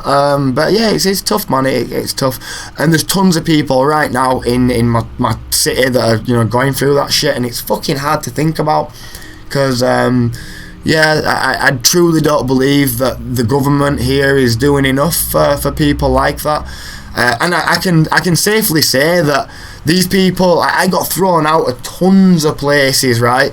I was fucking reading a thing earlier. I've still got a box of memories of all the shit that I literally just loads of shit that I was like writing, because like that's all that you have, pen and a pad. But I was reading a letter that I found earlier, and I could not fucking believe it. I really want to find it for you here. I could not believe it. It was basically a hostel that I was living at the particular time. Yeah, never mind. It's in there somewhere. But it was this hostel that I was living at, yeah. And bearing in mind, at this point, I'm obviously in pieces. I'm a drug addict. They all know this, you know, clearly on your record. It's the first thing you say. And they're literally trying to charge me this like service fee or some shit. I don't know what the hell it was. I literally don't even know what it was to this day, what they were even charging me for. Like, they get paid by the government to be a hostel to open. Like, what the fuck? But they're charging me, and then it got like to the point where I was in debt with them and shit, and they ended up throwing me out over 300 quid that I owed them over this like £20 service fee that I was supposed to pay every week. Bearing in mind I'm on £200 a month as well, and it's like, you have no choice. You're in hostels. They literally just ring you, say, right, you're not allowed to stay at this hostel anymore. Your time's up. You need to rotate. This place is free. Go there if you want. And that's kind of how it works. But yeah, this one's actually a good one, I think. But they charge you, and it's like, what the hell, man? Throwing people out over 200-300 quid that are clearly struggling with money and have lots of money problems, like, obviously. And it's, yeah, man, it's really not doing enough, man. They should, in those kind of places, they should have fucking fully trained social workers, like, literally mental health nurses, you know. I mean, I literally was next to a guy called Patch, yeah, who, for some bizarre reason, just went mental one day, dragged all the shit in his room into the middle of his house, and just in the middle of his room, it's like just a hotel basically, you know, little rooms, and just fucking set it on fire. Set it on fire, wanted to kill himself, wanted to burn it alive. We all got evacuated and shit. Mental. Like, you know, they should have people here that can deal with that stuff, right? Not these, like, no offense to them, they did a great job, but they're just like minimum wage workers that are even sometimes volunteering and shit. And it's like, wow, man, wow. Talk about just forgetting about people. And there's, like, again, tons of people in that situation, like, just as we speak, and it's so fucking sad. You should be proud. Thank you. You made it, and that's down to you. Thank you. You're stronger than you think. You saved yourself. Thank you. True that. I mean, it wasn't easy. And like, I'm not even shitting you. Like, when I actually think back to it, the time where I stopped was pretty much the time when most people would probably have never stopped and continued going. Because I actually stopped when I got thrown out of this place called Cyrenians. Which was the service charge place. That was like the last straw, and I was like, what the fuck? I had nowhere else to go. This was like the last place. My drug worker at the time had like pulled a load of strings to get me in there. It was meant to be this like really good place. They were going to get me on meds and shit. You know, they were going to sort out all my money problems and budget my shit, and you know, all these promises, and nothing happened. I had like 2 meetings with somebody who were just, you know, had a huge caseload, rushing about. You know, I just had to reiterate my situation every single time. It was a horrible experience. Bless them, they was trying their best, but again, there's not the refunds, not the funds there, not the resources there to accurately like diagnose and then solve the problems that they were having. Which is sad, because they were trying to do a really valuable and precious job there, And they would have done a good job, you know, if they had more resources. I'm almost certain they'd have done a great job there. But yeah, I was thrown out of there, nowhere else to go. My fucking drug worker at this point were like, oh, there's no else I can do. I've tried to do everything at this point. And yeah, luckily, very, very, very luckily, it just so happened to coincide with me first starting this medication thing. Which Cyrenians did actually do for me. Threw me out literally they threw me out the fucking day that I got on medication. How does that make sense? Like, I'm clearly now about to start getting better and I could probably have paid you fucking money, you idiots. Blown shit. But yeah, literally the day that I got on medication was the day that I got thrown out of there. So like that date that basically they issued me that like letter was very close to the day that I actually stopped heroin, because the day I got on meds I completely stopped that shit. Boom, done with that shit. I rattled my ass off. It's in ridiculous places. I actually we walked past a place that I'd done maybe a 30-hour stint or something, at any one time before I basically moved, and it's on Manningham Lane. When we walk back from the chemist, it's like on that main road. It's up one of these little back alleys. I've actually shown y'all before, but again, I don't know if you remember. It's just a really random little thing. When it was ages ago, Goosey, I definitely don't think you was around at that point. Like literally talking last year, when I was still really, really sort of in the midst of recovery. I mean, they say that you're always in recovery, but I really don't feel like I am anymore, I guess. Respect. Yeah, I mean, I never fucking ever had any intention of getting on hardcore drugs like that. Like, truly, I did not. Like, goddamn, like, the whole thing of it was, like, I just really wasn't thinking about anything, and I suspect a lot of people get to that point. You're just so fucking fed up that it's like, I don't care anymore. This thing here makes me feel good, this thing makes me feel bad. I'm going to avoid the thing that makes me feel bad, do the thing that makes me feel good, because I'm fucking sick of it. And that's kind of what drug addiction's like, I suppose. You do know that it's bad for you, but guys, at that point you're so out of your head, fucking high and shit, that you just don't think about it. You I don't know. It's super weird, man. My dad, he's also had a drug problem in his time, and he says that it's like a dream, being on heroin, which is very accurate. Like, I can almost talk about this stuff like it's not even me, because it don't feel like me. It isn't me. I would never do the shit that I did on heroin now. Like, not a fucking chance. Which is why it was so difficult for my friends and family to accept what I was getting up to. But yeah, man. Patch was an absolutely lovely lad, and I believe he was screwed up in jail.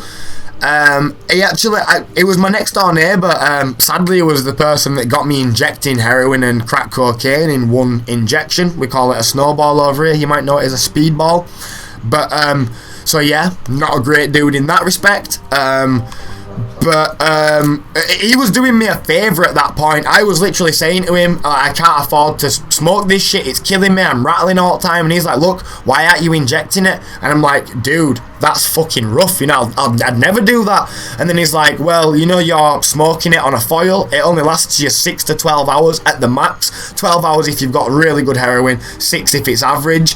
And you know, then you've got to get another bag. Literally, you wake, if you go to sleep on a night when you smoke it on foil, you go to sleep on a night and wake up in the morning poorly. If you don't have it there in the morning, you wake up and you're straight panicking, you're dripping with sweat, your brain's going, you hallucinate sometimes and shit because your fever goes. It's wild. It's very psychological too as well. So if you're a smoker, I don't know if you're a smoker, if you smoke cigs, you immediately start thinking, shit, I need a cig when you run out of cigs, right? The second you don't have cigs there, you're like, fuck, I've no cigs.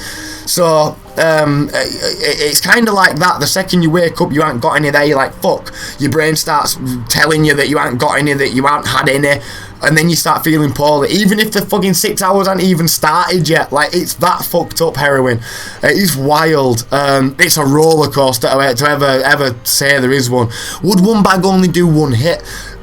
So when you're injecting it, the whole reason why anybody starts to inject, I think, is because injecting lasts for 24 hours. you're doing it straight into your bloodstream. There's no wastage whatsoever. You're burning any impurity out of it and just jacking all of the good shit, you know. So it lasts 24 hours. You can literally spend a third of what you'd normally spend smoking it. And to somebody who's begging for change every day to buy a bag of heroin, that's a really, really, really compelling argument. And at the particular time where I first did a hit, I was actually poorly. I was rattling, and a lot of people inject for the first time in this situation. I was poorly, rattling, trying to get some heroin. Fucking Patches like, look, I'll sort you out. I'm like buzzing, you know what I mean? You know, you have white, crack cocaine. It's just a thing. You get white and brown. Don't ask. But that wipe you out. Yeah, absolutely it does. It's why it's much easier to cope with things. But yeah, like, and what Patch did, the motherfucker, snaky little prick, is and this is like a known thing that people do. He basically wanted to like keep it all to himself, or you know, like not split some for me to smoke and for him to mix up to then doing a needle, a dig we call it. Horrible name, but he just tipped all the heroin in the water and it dissolves, and he's like, oh shit, sorry bro, I forgot that you smoked it. And I'm like, dude, man, like, you know, you only had to give me a tiny fucking bit to do a couple. Like, Jesus Christ, oh well, I'll pull you 10 mil up or some shit, 20 mil up, you'll be fine for 12 hours.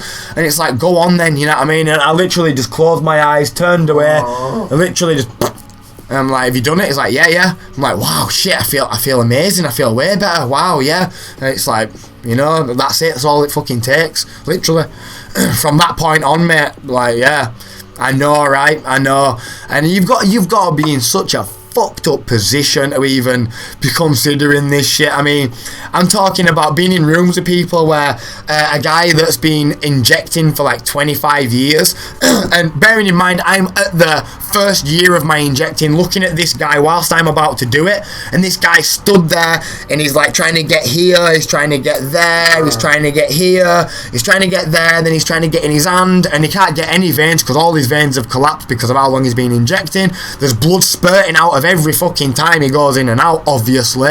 It's horrific, mate, horrific. Truly. Yeah, I've been in some fucking brutal ass rooms, mate, where you're just looking around at people and it's like, wow, how did I ever get here, you know? Never go back, right? He's not. Whew, He's not. Just me, he's not. Do you know the fundamental problem with everything was I'd given up on things, like, and I don't think I would ever be able to get to that point again. Just out of spite, seriously, just out of spite, I have to survive to be an old man now, to be like, fuck you, I will never die, you bastards, at this point, because like, I've literally cheated death a few times, so yeah, you know, I really got to make it count this time, in my opinion, which is why I do try focus on this shit, and I really do want to do something right, but yeah, I didn't know how to handle that shit, man. I really didn't, and it is hard stuff to handle, right? Like, I mean, you know, people go through shit every day, all the time, you know. It honestly wasn't anything that people don't go through, you know. It were me. I was the problem there. The way that I was trying to handle things, my whole mentality, you know, like, you would have never have heard me say, I want to stop smoking weed and this, that and other. I was the kid that said, I will die smoking a joint and probably doing more shit as well. Like, who cares, right? Drugs, yeah, they're nothing bad. Literally, I was that kid growing up, so it's just, man, it's a whole thing, and it's a whole, like, mentality that I've had to completely grab and just throw out. Because I know where it leads to now. I know that end of that road, and I do not want to go there. I don't even want to see other people be in that same situation now. It burns me to my core, seriously. And hi Jane, how you doing? I will second that, please never, bless you. If you ever feel like you want to do that again, then reach out to someone. I'm not far away either. I'd come get you, never feel alone. Oh, bless you, that is so sweet of you, so very sweet of you. And this is truly a very overlooked thing, I believe, in just like the conversation of like mental well-being and wellness in general. But it is so fucking important to have decent people around you. Like, I can really, I can attribute it, my downfall to a lot of things, but none more so than being alone. Like, seriously, at a certain point, I'd kind of put so much into particular things that I'd neglected various other parts of my life. As in, I kind of put so much into my kids that, you know, these mates that like to go to a pub and, you know, do coke and shit and sit and smoke weed. I had no in common with these people. I were raising 2 girls now. I didn't even want to be around these dirty guys anymore, you know. And that's just kind of my world changed, and then my world changed again, and I didn't have the old world anymore. None of these people cared. Everybody had moved on, and I found myself in a very, very lonely spot, man. I've never really been tight with like my parents and shit, you know. So yeah, I found myself wandering to a certain degree, and that's what got me in all essence. I mean, shit, I'm sure most people, if they had nothing else, would just probably go wild. I'm sure they would. It's kind of a fucking obvious conclusion to come to, really. Like, you know, why wouldn't you try and have some fun if nothing else is happening, if nobody else gives a shit about you, and if in your heart you think that if you died today, nobody'd care. They might find out in a month or 2 later. Like, you know, literally, that's how little people, like, checked up and give a fuck about me at that point. And these are all just how I was feeling at the time. It isn't even a real accurate representation of the situation. I'm sure my mum was hurting at that point. I'm sure my dad was hurting. I know my dad was hurting. I mean, not enough to reach out, I guess, but you know, people are people, right? I can't hate on people for grieving in a particular way or for viewing what I was doing as being hurtful, bad, difficult to view. It was, I'm sure. Like I'm sure it is to see anybody that you care about just completely giving up, right? But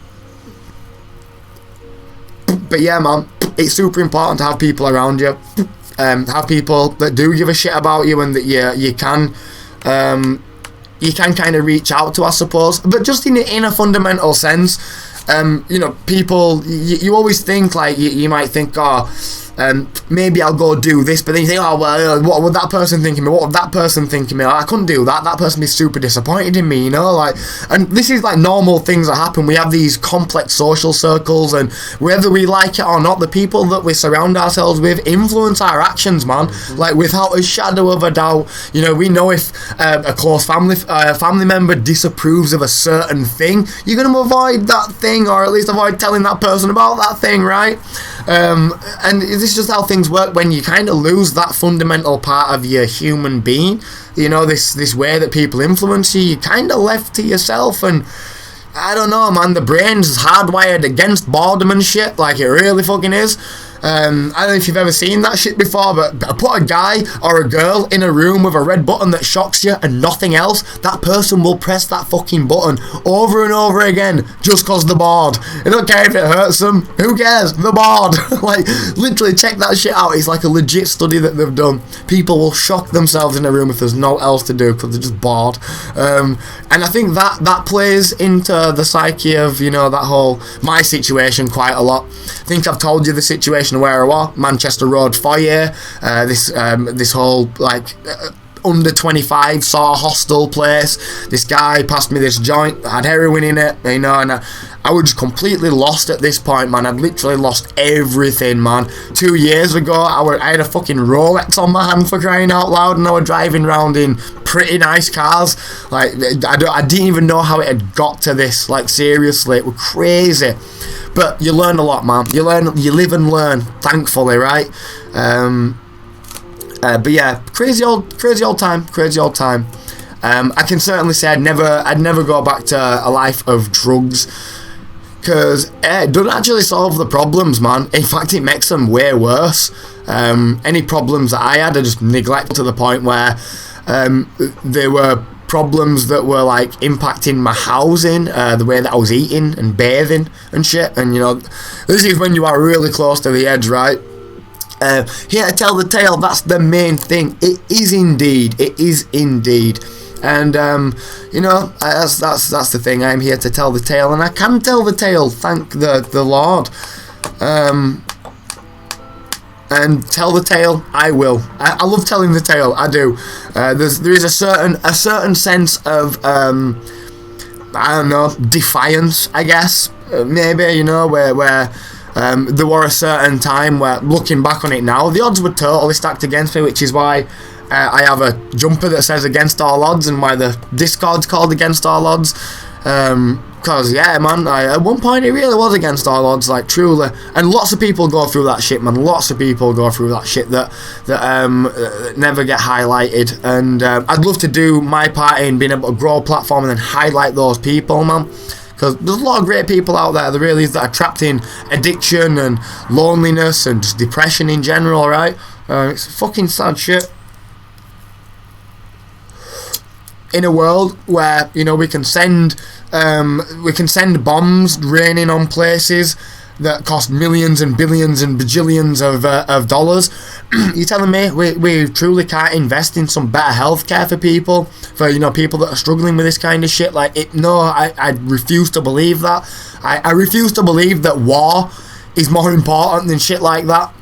But, you know, that's just me, I suppose. But yeah, man, there's an interesting old one, man. If you've got any questions, please feel free to fire away. But I will leave it there with that one. You know, bit of a deep one, I guess. But fucking world's about to end anyway, right? Shit. No, it isn't about to end. Hopefully there could be a peaceful resolution, right? What do y'all think's gonna happen next, Lou? What do you think's gonna happen next in this whole thing? Inflation, recession. We're gonna pay it all off. We're gonna be paying for it. I mean, that's really negative. I'm sorry, but I'm just reading something now about it, and it's just. That's for sure. Yeah, no, that goes without saying. Yeah, literally. I think we've already been fighting a war, in theory, for the past 2 years, a bacterial war. We've already been in a war, a fucking full-blown war. So Lou, back good to square point. one again with guns and bombs. Good point, brother. Good fucking point. That's really true, man. Sorry, I don't mean to be negative, guys. You just caught me there. Oh, don't worry, man. We're having a negative stream tonight. We're just doing it. We're just doing it. Fuck them all, man. Fuck the world, we say. More fuck people that want a war in this beautiful world that we've got. Not fuck the world. The world's beautiful. It's in it. Some people in it, yeah. Some people in it that are just completely ruining it, and it's so sad. Full blown war, really. I mean, shit, man. It's really heading that way, innit? Which is just so fucking wild, man. I mean, like, whilst we've all kind of been, you know, rightfully busy with the whole flipping other war that we've been battling recently, you know, these Russia and all this other kind of stuff has been kind of bubbling away in the background, right? And now it's all here. It's finally all coming in, and it's not cool, man. It's scary. It is. I don't see him backing down, and by the looks of things, I don't even see Boris Johnson and the likes backing down either. I think what would that do to his pride? Absolutely. I don't think he'll stop until he gets what he wants or someone stops him. He's mental. We can't back down. Do you know, Goosey, it is very sadly accurate. Yo, what's good, Natalie? How are you doing there, lovely? Welcome. I do need a drink. I have nothing to drink whatsoever. Literally, I'm out of coffee, sugar, milk. I've got water coming out of my taps, which I could definitely. I'm gonna go get some water. I'm like parched to shit.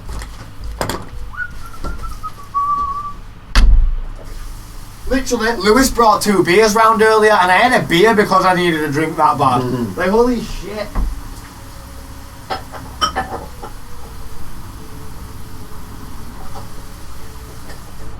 That is legitimately, like, 15th century style, is that? You know, in, like, the 15th century, 14th century and shit, before, like, water filtration and, you know, like, water coming out of your taps and that. Water, yeah. Basically, the best way to kind of get pure and decently distilled water was through alcoholic beverages. So yeah, there's actually some historic precedent to that. What if this is like a big smoke screen as well, just to like as an excuse for all these raising prices and stuff as well? Could be that. I mean, seriously, I don't even know myself. Like I say, just like welcome, Natalie. I hope you're doing okay. You need some tea and powdered electrolytes. I do. We are actually going to go to the shop very soon because I do believe it is still open this evening. So we are actually going to go to the shop and get some very shortly. Thank you. Thank you so much. We have to support Ukraine. We all do. Yes, this is kind of the thing, right? I think it'll break down soon. Putin is in the oligarch's pocket, and the only thing that matters to them is money. That's a good point, man. Like, if that... What money is Ukraine going to bring to Russia? Well, it's all the sanctions and stuff, right? In the Houses of Parliament, Commons, right now, they've been talking about how they're going to bring in these things to stop Russian money and shit. Exactly. So, like Jess says, that's a good point. That isn't good for all these, elites, which effectively is what these wars, fucking meaningless wars, happen for anyway, right? It's for the benefit of these fuckers that are at top. We use 3% gas, apparently, they said, isn't it? Mm-hmm. From Russia. I don't believe that. No, I don't believe that for a second. The main consumer, the main provider of gas, get their gas from to give us gas.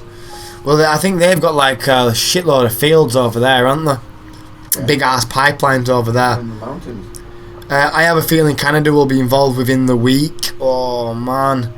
Yeah, well, there's I think it was Goosey that mentioned earlier, or possibly Jess, I'm not sure, mentioning about we're going to be deciding whether or not Ukraine become a part of NATO. If that's a yes, Ukraine becomes a part of NATO, that basically means yes, we're going to war, because NATO is by its definition a defensive alliance and Russia are invading. So that means war. Like that is literally what it means, which is fucking terrifying. Article 4, baby. Scary ass shit, mate. Scary ass shit. Like, seriously, crazy stuff. Yeah, like, man, I truly do love this picture. Like, I really do. Why is the Ukraine conflict such a big deal in all of Europe? Imagine living in Colorado and watching Missouri be bombed. That's like living in Germany watching Ukraine. This is how fucking close it is to us right now. Like from where I am sat, literally fucking sat. It's a few hours away, man. Like, I shit you not. We could drive there. Like, wow. Wow. We could literally drive there. Fuck. That is insane. Probably take less time to get there than to Mallorca. Wow, man. Wow. Fuck, that is wild, man. Jesus Christ. We could fucking drive there. Y'all, should we do it? Seriously, I would fucking do it. I actually would. If I had the money to do it, I really would do it. I have nothing keeping me in Bradford right now. I would much prefer to be over there at least trying to fucking help. And I don't mean by like picking up a gun and being gung-ho. Absolutely not. Look at the fucking state of me. I could obviously do humanitarian stuff though. Help people get food and shit, protect these fucking people in any way, shape or form. But the idea that I could drive there is fucking insane. Seriously. And I've never been ever as pissed off that I am a millionaire as this second right now, that learning that if I were a millionaire I could fucking take off and actually do some real help, actually offer real help over there. Like, this is kind of the position that all these millionaires are in, kind of. They've got fucking loads of money, man. They could literally be actually helping. These more grassroots kind of organisations, that are trying to do humanitarian work. Like, imagine if a millionaire just dropped a few 100,000 in one of these proper grassroots ones, literally through a cash app or something. I mean, like, fuck's sake, man. And I don't mean to be like a cunt but the Freedom Convoy can raise $5 million in 12 hours, but I just throw that out there. Just saying. Norway shares a very small border with Russia. Oh, shit, yeah, true, dude. You're just up there, right? Fuck, man, that is terrifying, dude. You're close as well. Fuck, man. Wow. Fuck. Holy shit. Let me get the map.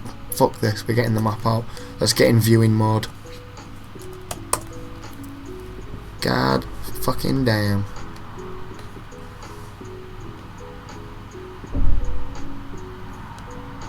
Oh my god, yeah, check that out. And God fucking damn. Oh man. Like all there, right? Yeah, fucking Sweden and Finland as well. I didn't even look that far earlier. Seriously, I was looking down here and thinking, holy shit, fucking Moldova, Romania, Slovakia, Belarus, Poland, Chechnya, then Germany. You know what I mean? Like, what the fuck? Germany, France. That's very close. Norway and Sweden and Finland. Yeah, it's hard to say that that Russia aren't being a complete dicks about all this. Putin is absolutely being a bit of a dick about this. Like, seriously, dude, what the fuck? What are you doing? During the Cold War days, my FIL father-in-law, I'm terrible for abbreviations, but I think I got that one, was on his national service along the border at the tippy top of Norway. Russia used to roll up with tanks and point them at Norway and then just drive off. Fucking weirdos. Jesus fucking Christ. Sorry, Lord, I don't mean to be blasphemous. Oh, Jesus. Sorry again. I'm really gonna start getting religious soon, me. God, Bennett. There is gonna be some kind of nuke hitting me sometime soon. Maybe I'm closer to meeting my maker than I think. Right? Flipping hellfire. Yeah, it's a somber day, man. A somber day for like the rest of the world, pretty much. I mean, I guess Europe. Sorry, the Europe. But to a certain degree, it still is of utmost importance to the rest of the world as well, right? You know, like, I'm pretty sure if we all get taken out, you know, the rest of the world isn't looking much safer, is it? You know? Get your cowboy sign out, we're going out. I know, right? Seriously, the end is nigh. I'm gonna do it. I'm gonna do it. I really am. If I had enough people, I would seriously organise a protest right now. I genuinely would be doing it. Come on, Goosey, why don't me and you do it? I think it's only me and you over here, right? Me and you will go march the streets. Me, you and Lou. Fuck's sake. Yeah, we need all of our Bradfordians and Leeds brothers and sisters to join us in arms, man, seriously. Because, fuck, man. Like I say, I mean, if people don't want this to happen, you know, this war, nuclear war, which, you know, hot take, I don't think that's very cool, everybody. I think we should probably not do a nuclear war, right, today. Maybe next week. Yeah, I mean, like, you know, if people don't want that in the world, I think we all really do need to kind of get out there and fucking let our voices be known. Obviously, me, you and Dupree, you know, we aren't going to do anything much, but hopefully some people that are in better positions to actually organise people are really going to start to put their, you know, their influence into some fucking good, actual fucking good use for once in their lives. Like, holy fucking shit, these people actually have audiences of thousands of people. Like, I cannot understand how anybody isn't just pivoting the whole fucking platform right now to try do something just once, you know, like one day, have like a Ukraine day on their channel, you know, raise some money, and I'm sure a lot of people are. I don't mean to like go on like nobody is, because I'm sure tons of people are going to start kicking into action now. Absolutely, this is how the world works. This is why we've got the beautiful democratic society that we fucking are enjoying, at least today, somewhat. I'll let you know where the bunker is. Please do find out where that bunker is, and anybody else as well. Find out where your local air raid shelter is, especially if you're in Norway, Sweden, Poland, Germany, fucking France, and literally Europe. Like, find out where you can go. Like, seriously, man. I wonder what it'll be like this time next year. Absolutely, absolutely. You could see if Bradford is organising a march. Absolutely, indeed, Jess. I am 110%. Got my finger on the pulse, I believe the cool kids say. 110%. If there is a protest in Bradford, not only myself but you wonderful people will absolutely be coming with me, and that's one that I won't be staying quiet at. I'll be fucking shouting my little head off, mate, going crazy. Maybe not, I may be just documenting, but I will be inside. Everyone should see Ukraine as an extension of their own country right now. I absolutely agree. 110%. We have to protect them, not only for them but for us too. Yeah, absolutely, 100%, love. Could not be any clearer in that message, and I could not agree with you anymore. Truthfully, I really couldn't. I mean, earlier on today, I on this morning stream, I was a little unsure and stuff, kind of deconstructing it, like I actually said on stream earlier. I don't think I took a hard stance earlier and made a point of not taking a hard stance, because I was just kind of learning about it all. But I really don't need to see much more than the goddamn world map to see that this is very important, very important. So, yeah, I agree, man. And I say it to everybody, man. If there's a march out there near you, man, let your voice be known. Each and every single person is so very vital. I really do believe. I do. There's lots of occasions where one person don't matter, one more person don't matter. But this is not one of those. Not one of those times, man. This is a time where every single fucking person counts. Like, every single person that's able-bodied can to get the time off, is economically feasible for that person. Like myself, I owe it to these people, I owe it to myself, to every person, to be out there doing what I can, because I'm not doing fuck all else. People have got, jobs and kids and shit like that, and can't. I feel like, people like myself, I need to spring into action and be the voice for those people that can't get out there, because I know there's tons of people right now that are hurting over this situation, and it's not fucking cool. The world is looking at Russia right now. They are, and it's sad. It is super sad, and I mean, I do have to reiterate that, like, Russia, that they're not exactly doing the fucking gentleman's thing right now, but we have been over there fucking about and provoking them for some time, I guess. But this definitely is not the answer, like, obviously it's fucking, it's a ridiculous thought. You did really well this morning. Thank you, Natalie, appreciated. I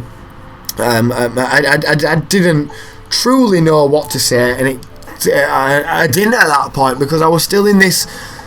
Obviously, your gut reaction, right, is just to be like, fuck Russia, like, what are they doing? But there's always more to geopolitics, and obviously, as the person that's at the sort of helm of the stream, if you like, I feel like my job's more to breed discussion rather than, like, enforce my will. We've done a bit of enforcing will this evening, but generally speaking, I'm kind of there to discuss and further the conversation, maybe teach people a thing or two, if not by what I'm saying, but literally by the replies of people correcting the bullshit that I'm talking about. I'd seen a load of great comments earlier that were not correcting per se, but adding on what I was saying, which were absolutely true. A great chat. I may even just upload that stream, even, because it was a good chat. But yeah, I didn't, man, and who knows what to say, even still. Who knows what the hell this all means and where we're gonna go next. But it's scary, and we definitely need to be in solidarity with Ukraine right now. Like, absolutely. You know, that whole Reddit post that I have been going on about this evening is very true. This is why it's such a big deal. It's really close. It's on his doorstep, man. And if, you know, we don't care about Ukraine, I guarantee next it'll be Poland. Next they'll start fucking about with like Germany and France, you know, and then it's us and Poland, Finland and Sweden, and you know, like, seriously, it's just a knock-on effect, man. Nip it in the bud, I say, you know, whilst we can. But thank you, Natalie. I appreciate that comment. It's always going to be a hard conversation talking about something as severe as, you know, like an invasion of another fucking country. But yeah, man, sad days, man, sad days. But ladies and gentle gems, on that very sad bombshell, I'm gonna love you and leave you all. Maybe there is going to be hope, and I think, you know, in times of tragedy, especially like national tragedies. I mean, if you think of any of the tragedies that happened, I think like 9/11, and think Hillsborough massacre over here. I don't know if anybody's even ever heard of that. That was a stampede in Liverpool, football stadium after a football game. You have to think of any of these, like, you know, big national tragedies. It brings people together, man. Like, there's a... I mean, I've just watched the House of Commons, all the people agreeing with each other, all thanking each other for being nice to each other, and that does not happen. The House of Commons is literally for them to go and argue with each other and, you know, try get gotcha moments on each other and shit, and there were none of that. And that's somewhat refreshing to see, I guess. I mean, you know, it seems to be just a thing with humans in general that we can all relate to this, and maybe this will bring people closer together. Maybe this is going to be a national point of unity. Maybe this will be a historic point where, you know, people stop giving a shit about right wing, left wing, and realise that, you know, what really matters is like human lives, like the progression of society. You know, actually having the ability to choose your future. You know, like. The fundamental things to humans, you know, the right to fucking happiness, man. And these are things that we can all come together on, I believe, and maybe we can all fight for a better, not only Ukraine, but a better Canada, or a better United States, UK. I don't know, but I'm gonna keep my glass half full no matter what. I think I'm gonna try. But good night, God bless everybody. I didn't want to leave it on too much of an upsetting note. Unity is always the one. Power's in the people, baby. The power's in the people. Hang on. Ooh, I'm hanging. And at least we can be very grateful for what we have. Yeah, at least we can be grateful for what we have, and yeah, and just to do our best, man. Yeah, and to be our best, absolutely. Oh, Russia! Oh no way! Russia's launched a full-scale attack on Ukraine. Breaking news. Fuck! Let's have a gander, gang. Let's have a gander. Oh shit, man. Oh shit, man. Oh shit, man. Oh, we had to invade Ukraine. Fuck.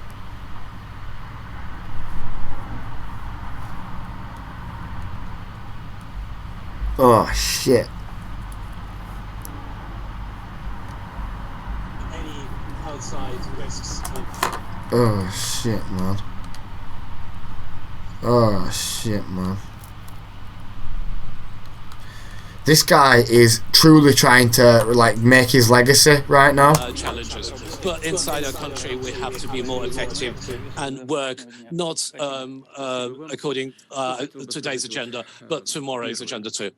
What I would like to say first, it's the main thing that you have to understand. What is happening? It's something that we were not given any other chances to act otherwise. Risks in the security area. We couldn't react any other way. All our tries it was complete zero.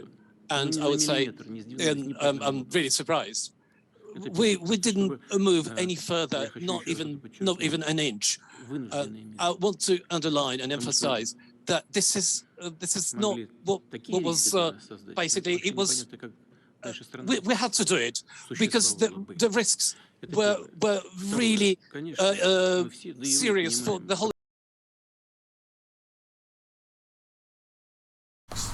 The guy doesn't even know what he's saying, does he? Is anybody else picking up on this? The guy is literally chatting shit to us. Like, what the fuck? Is it the translator that's fucking up here, or Putin? Like, is he always this fucking story? Jesus Christ! Oh my god! Is the Sky reporter? Yeah. What the fuck? Sorry, let me keep going. Existence of our country. Secondly, we totally understand which world we're living in, and we are ready to what's happening at the moment as to sanctions and restrictions. In the end of the day, I just want to say something like it's very important what I'm going to say. I want to react what the Russian Union of Entrepreneurs said. Russia becomes a part of the world economy, and because of that, and we are not going to hurt the system that we are part of, that Russia is a part of. We don't do any harm to this system of world economy which we are a part of. And we are there, and I think our partners should understand that, and do not push us outside of this system. Even of course, some restrictions will happen.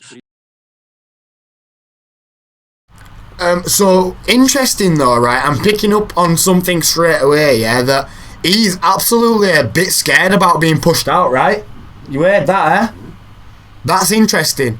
Up, yeah. The fact that he's even talking about these sanctions, I mean, I ain't no warmonger, but if people were imposing sanctions on me, I'd be like, fuck y'all, fuck your sanctions, they don't do shit to me. But he's like, basically saying, you know, we're ready for your sanctions, you don't want to push us out of like the world stage, you know, and cut us off from the world, because that's basically what happened to like North Korea, right, if you remember.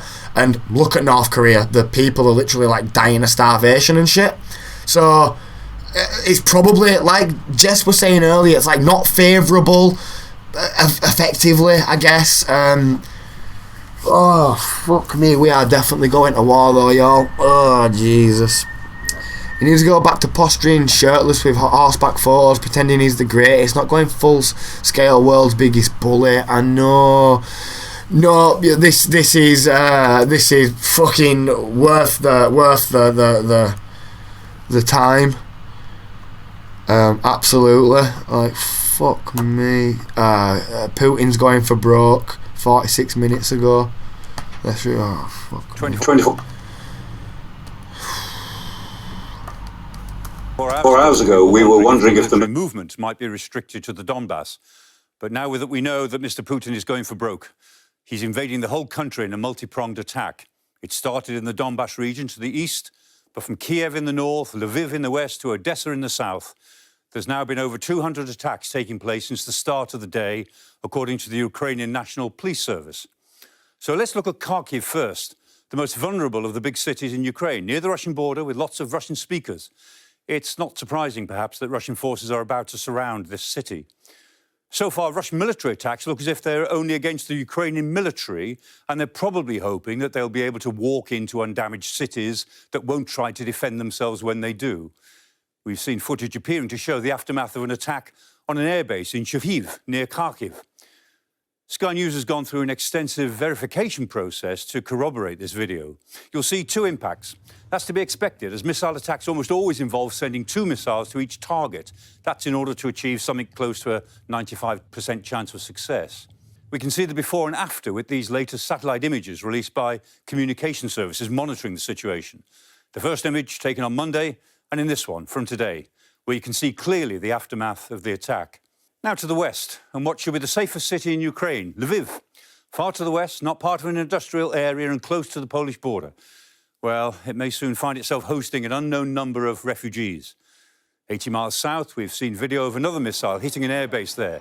Here, the Ukrainian airbase in Ivano-Frankivsk, 83 miles south of Lviv. It was hit by what looks to be a cruise missile. And in the southwest of Ukraine is Odessa, a historic city, subject to a missile attack where at least 18 people have been killed. It's a significant port complex, important for Russian forces to control it if they're trying to take the whole country. In fact, a Turkish ship en route from Odessa to Romania was hit by a bomb on Thursday afternoon. In addition, Ukrainian authorities say that parts of the Kherson region along the Crimea's coast, northern coast, are no longer under their control. So the big question now is what happens in Kiev, home to nearly 3 million people. We've heard reports of a number of attacks on all sides. 2 power plants, one in the south of the city and Chernobyl to the north, as well as a military base in neighbouring Gostomel. All examples of being hit by Russian forces trying to paralyse the infrastructure. Russia's attack is engaged in a multi-pronged offensive. Now, there's a certain degree of risk in this, given the distribution of the forces that the Russians have put into the field. If Mr. Putin is going to succeed in the way he seems to expect, then he'll probably have to do it quickly.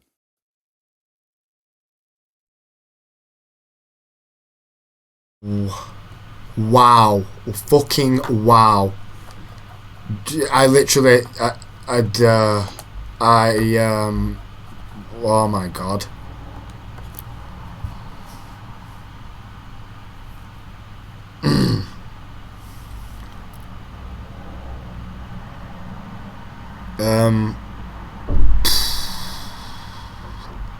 That is fucking mental. Jeez. Oh man. Genocide, man. Wow. Fuck, man. What the hell? Hiya, Mary. Welcome. Breaking news. Oh my fucking God.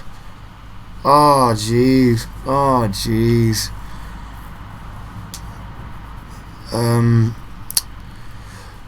Okay, I do have some thoughts though. What he just mentioned at the end there, and as soon as I heard multi-pronged attack, interesting shit. I don't know if y'all remember the Blitz, but that's basically how the Blitz was fucking like done, as like a full-on offensive. Terrible thing to do. Absolutely a full-on full-scale invasion, right? But Hitler actually lost because he did a multi-pronged invasion. Like literally, if Hitler didn't do a multi-pronged invasion, he'd have actually won World War II. The fact that he started on like fucking 3-4 different people at the same time is basically what fucked him over. It kind of does have its drawbacks, I guess. I'm not a military commander by any stretch of the imagination, but yeah, fuck me, man. Super fucked up. Oh man, literal missiles getting fired. And I'm sorry, but sanctions aren't good enough, are they? Let's be real. They're not good enough.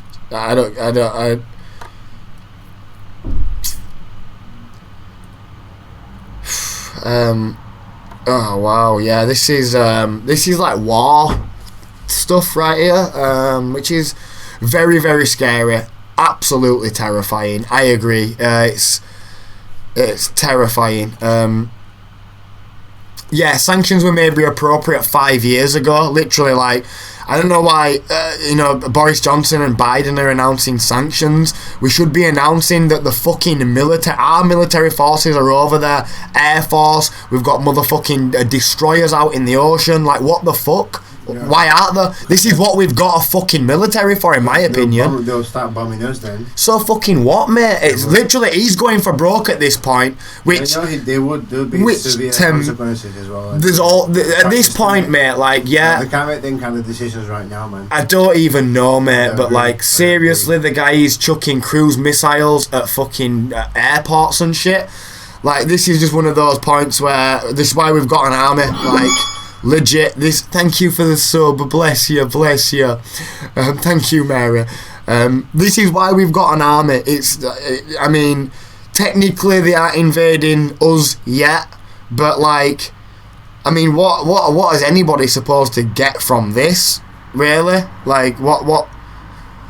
You know, what are we supposed to think of? What happens if we don't do anything now? That's what terrifies probably everybody at this point, right? God damn, I've never really been in support of war like that, but it's clear to see who's the aggressor here. Like, clear to see. Fuck, man. Jesus Christ, I can't believe what I've just watched, man. I truly cannot believe what I have just been a witness to. Wow. Seriously speechless. We have to do something, but what do we do? Luckily, we're not the only ones in this position. Absolutely, and like, gosh, man, all of Europe will be considering their options. Absolutely, absolutely, yeah. Which is good because, again, going back to World War II, which is fucking absolutely horrific that World War II is becoming a comparison for this particular shit right now.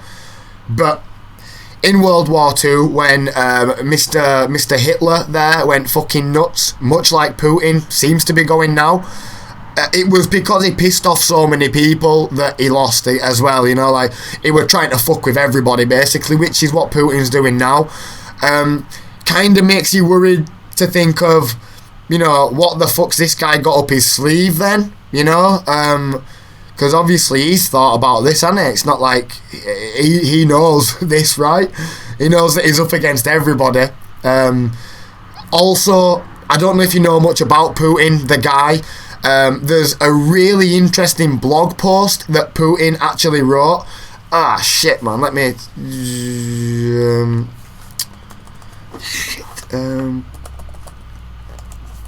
I spelled his name wrong.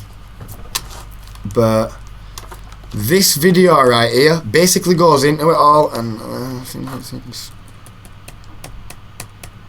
You arsehole.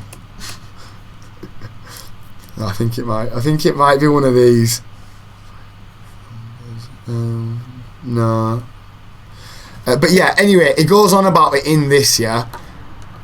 And it's like a blog post basically that that like Putin writ himself. I think, I don't know when it was, maybe a while ago or some shit. It's a really good video. Johnny Harris with so yeah, this is literally where he's saying, look, first and foremost, it's worth acknowledging that the demise of the Soviet Union was the greatest geopolitical catastrophe of the century. It became a genuine tragedy, like literally. The epidemic of collapse has spilled over to Russia.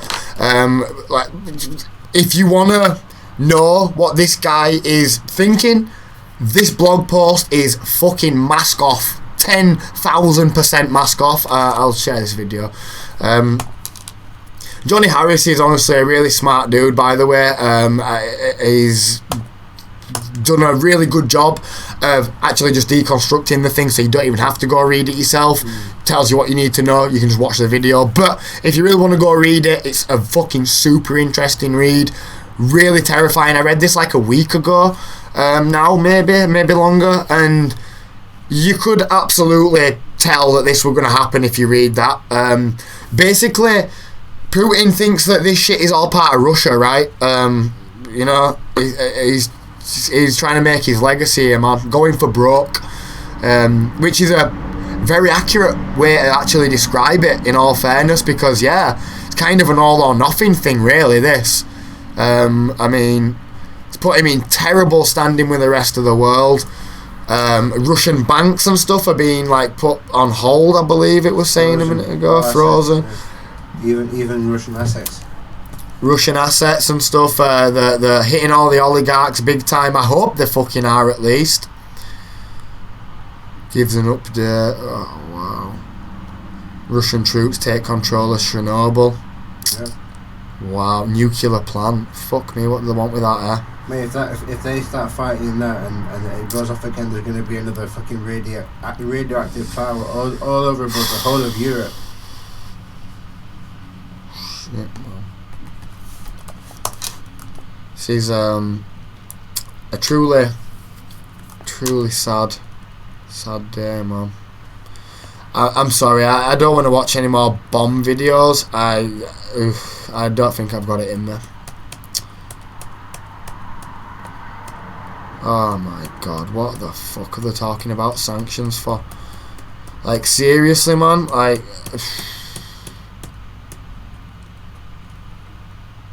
it is truly enough to make a person like myself want to go full fucking full military mode and like go over there. I really do. I mean, like, holy shit, man. Boris will realise that now. He'll be seeing this. Yeah, true. I don't think he's come out and said out yet, has he? Has he said out?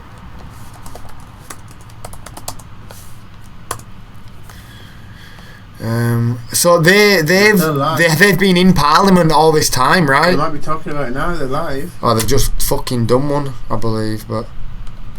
As many of our friends and partners. Philippa Whitford. Thanks very much, Mr. Speaker. In an earlier response, the Prime Minister suggested that this country would welcome people who were reuniting with family here.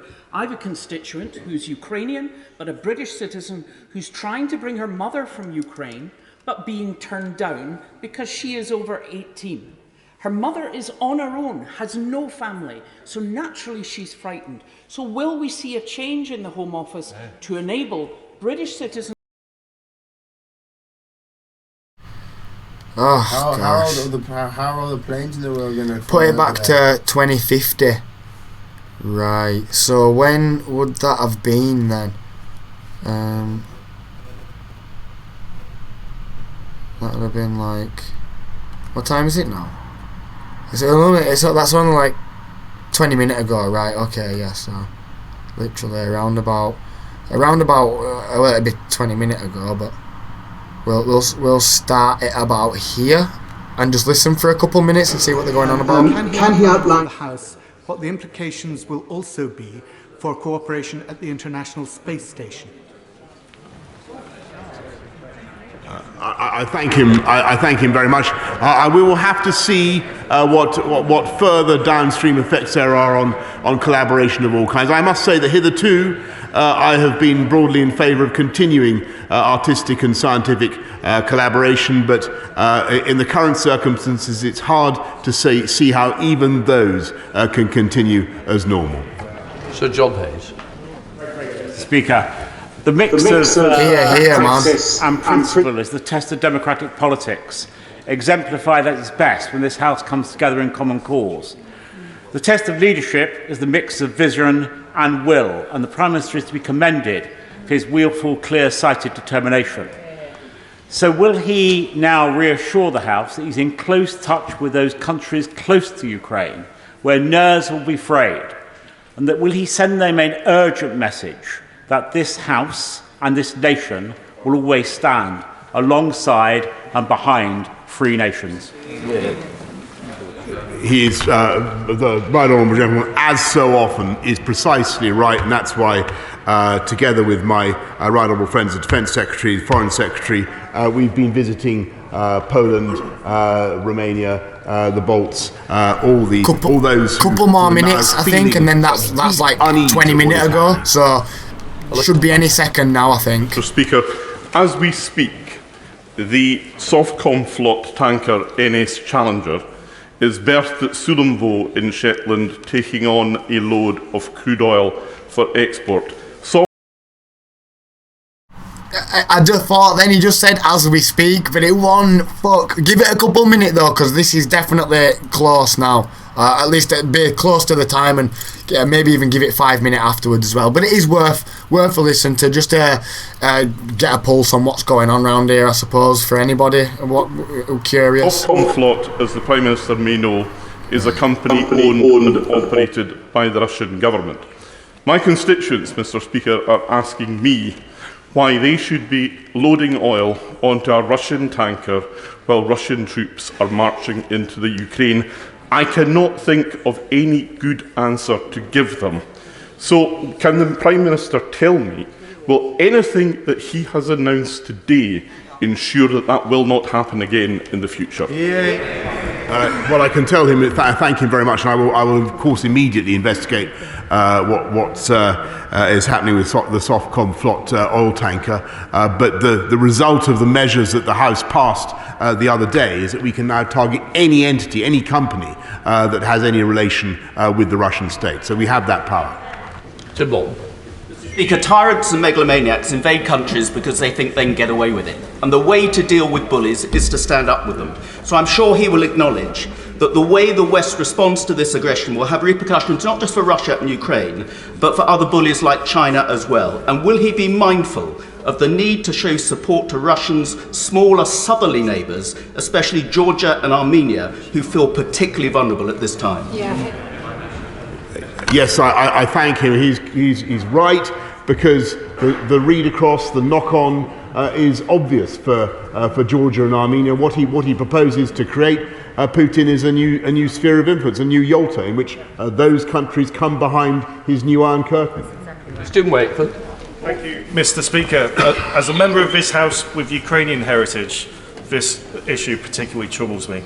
I'd like to thank the Prime Minister for his tone of his statement and the resolute and swift action that he's proposing in tackling Russia, but the resolute and swift support he's offering to the people of Ukraine. During his speech, he also highlighted the issues of the cost of living and the rise of fuel prices. Could he also touch on what further action the government will take in order to address that issue? I thank him very much, and I think he's quite right, because I think people across the country will be thinking about the effect on us all of the increase in the price of oil and gas as a result of a war in Ukraine. We will continue to do everything we can to help people to abate the cost, to support people through councils, through all the funds that we're giving, the reduction in council tax, Mr. Speaker. But the best thing that we can do is ensure that people are in good, well-paying jobs, and that is in that we are certainly succeeding. But in the medium and the long term, we've got to have more self-reliance in this country on our own energy supplies, and that is what this government is also committed to building.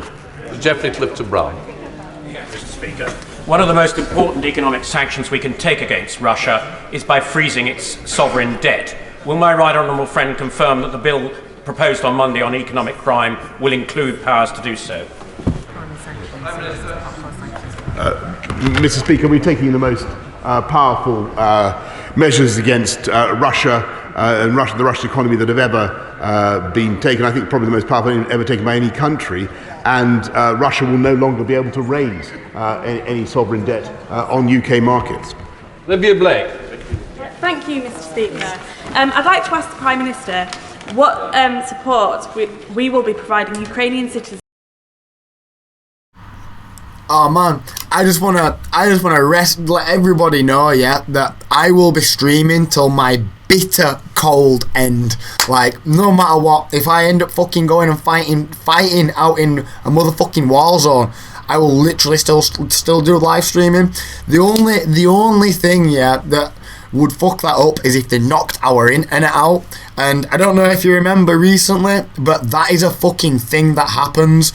So yeah, knuckle down for that one, man. I even heard someone recently saying about getting a ham radio and literally just like getting on a network of ham radios with people. You know, the old radios that use like biker, come in there. It's cotton swab. You know what I mean? One of those, literally. And like, because the fact of the matter is, they're fucking impervious to EMPs. They're not part of any grids. They're just literally from radio waves. You know what I mean? Like, you can't really fuck those up, kind of thing. Or if you fuck those up, then you fuck up the whole communication for the army and stuff.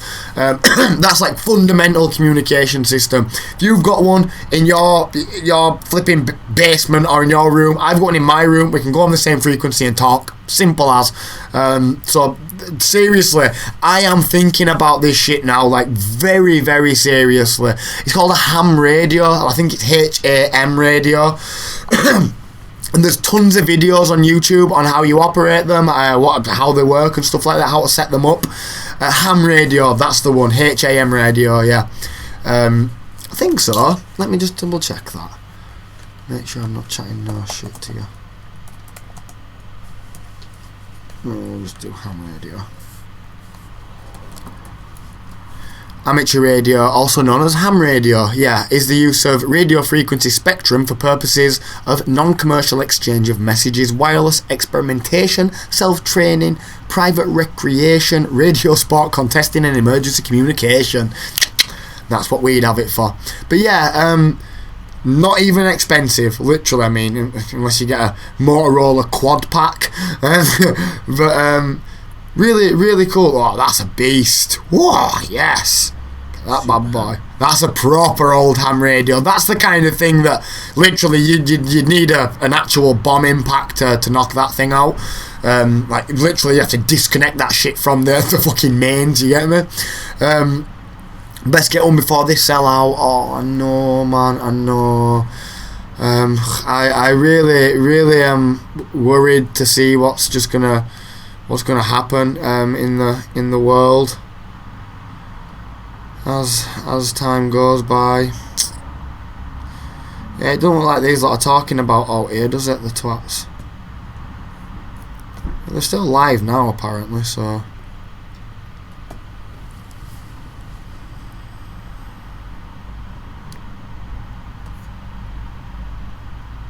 And that was from earlier, wasn't it? Oh man. But yeah, gang, absolutely, definitely not lose. We cannot lose touch. Definitely not. Not at all. I totally agree with that. And I don't think the Russia. Oh, sorry. Let me just read your comments there, love. Oop. There's the hackers too, the Russian ones. Could they fuck with us that way? They have already fucked with Ukraine that way, absolutely. Like, if you remember recently, the NHS got hit by a cyber attack that was probably from fucking Russia. Maybe North Korea, but probably Russia. And yeah, this is literally the first stage of the attack. The first stage of the attack. If you go back a couple of days ago, all of Ukraine's central banks were getting hit by cyber attacks and stuff. Absolutely. I don't think the internet had been down. I believe that that's probably a different thing that you try fuck with.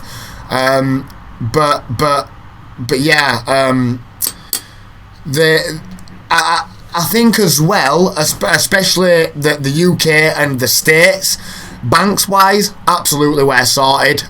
We have Royal Bank of Scotland and all that. You know, the America's got the Federal Exchange and what's the other one called? The government part. We've got, you know, the penny thing as well. We've got all those things, right?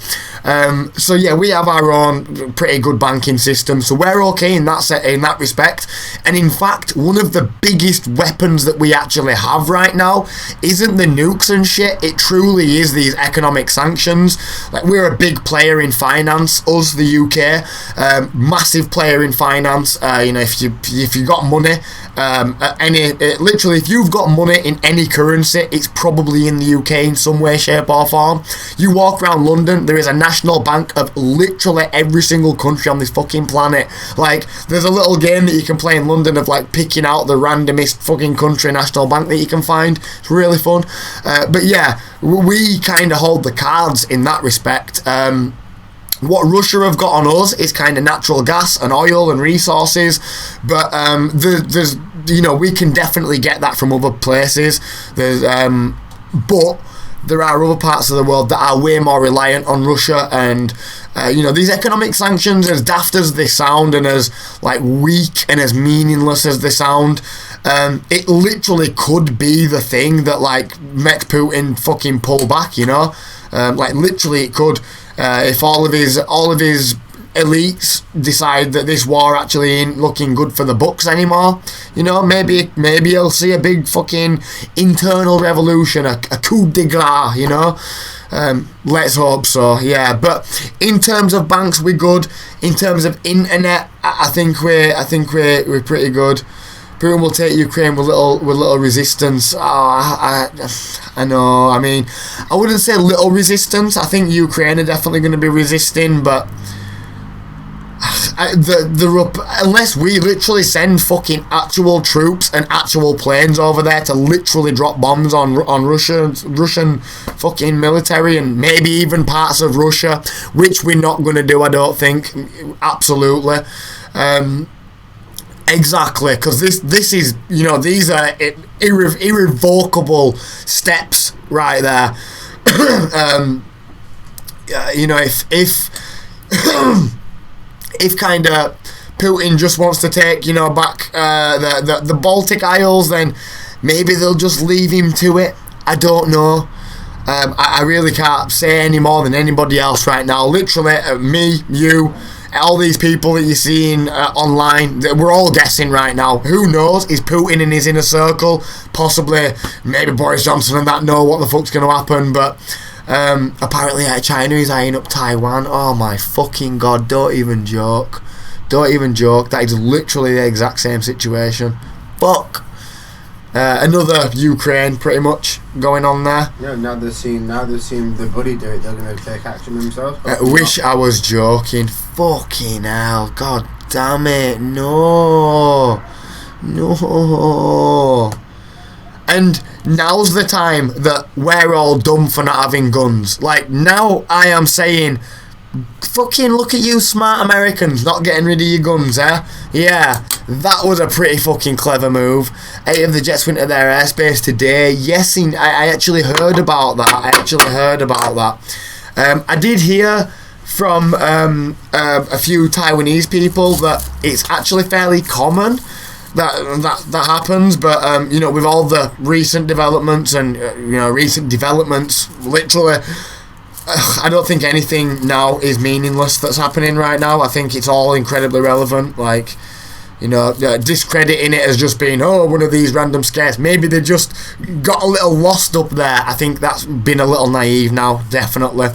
And it's all terrifying shit, man. Like, Jesus Lord. Nothing's off the cards. I mean, if you'd have asked me a week ago, I was saying Ukraine is not going to be invaded like that. I was literally saying that.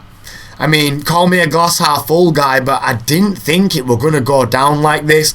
I really did not think that we were going to be seeing fucking cruise missiles hitting Ukraine. Like, I honestly thought that Russia cared about Ukraine. Like, you know, the world is going to be changing big time. If Ukraine was in NATO right now, we would be World War III. Absolutely, you're 100% right. We was saying earlier, right, about how if now we do accept Ukraine in NATO, that basically is a yes for war. That's what everybody can just take that as. I would have thought. Which is horrifying, man. Like, horrifying shit, dude. It really is. Biden sent troops. Jeez, man. Can they be accepted now they're in an active war? I don't know how it works. I don't know. It's a really good question, Goosey. Really good question. Because, like, yeah, you know, you could certainly argue that letting a country in NATO when they're now being invaded is basically just y'all trying to go to war with people, right? Like, going on about how you're this defensive place but then accepting somebody in the second that they get invaded. It's not really defensive anymore, is it? That's kind of offensive, you know? I mean, it's not. It's like strategically defensive, but you know, I'm honestly exhausted after watching all night. Oh, bless you, Vomit. What is good popping in to say hi? Do you know what I am as well?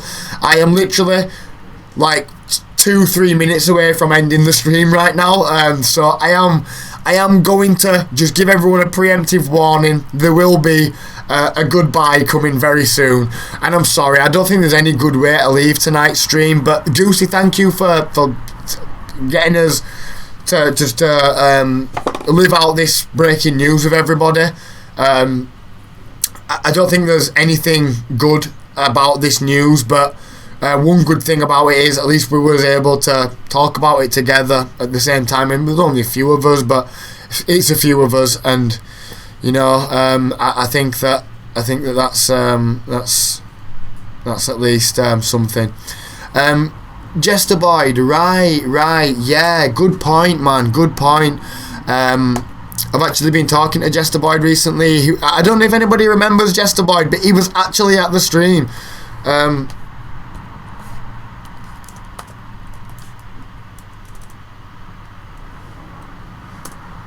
Oh man, I swear we used to have him in Discord as well. But I'm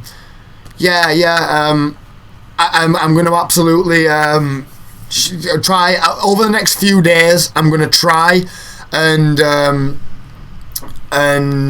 basically just see you know, like what some of these decent grassroots sort of organisations. Jester Boy is absolutely one of them. 100%. I would fucking implore people $1, $2, whatever. But you may remember him. He was a frequenter at the stream a while back before, you know, shit started going on. But yeah, he's a good dude, nice guy. Like many people over there, does not fucking deserve this shit. And again, I've never been so pissed off that I am not a millionaire, because like the stream tonight would have been a big old donating stream, mate. I fucking guarantee you. What even is fucking why would you even want money in a time where people are getting blown up and shit like that, so close to home even? I mean, it seems kind of callous to say, you know, well, it's only when you're close to home, and it's like, you know, sure, it's pretty fucked up that we're only bothered that it's close to home, but it is what it is, man. It's close to home. I'm broke too. I won't have cash for a few weeks. I'm trying to hassle other people about it. Good for you, bless you.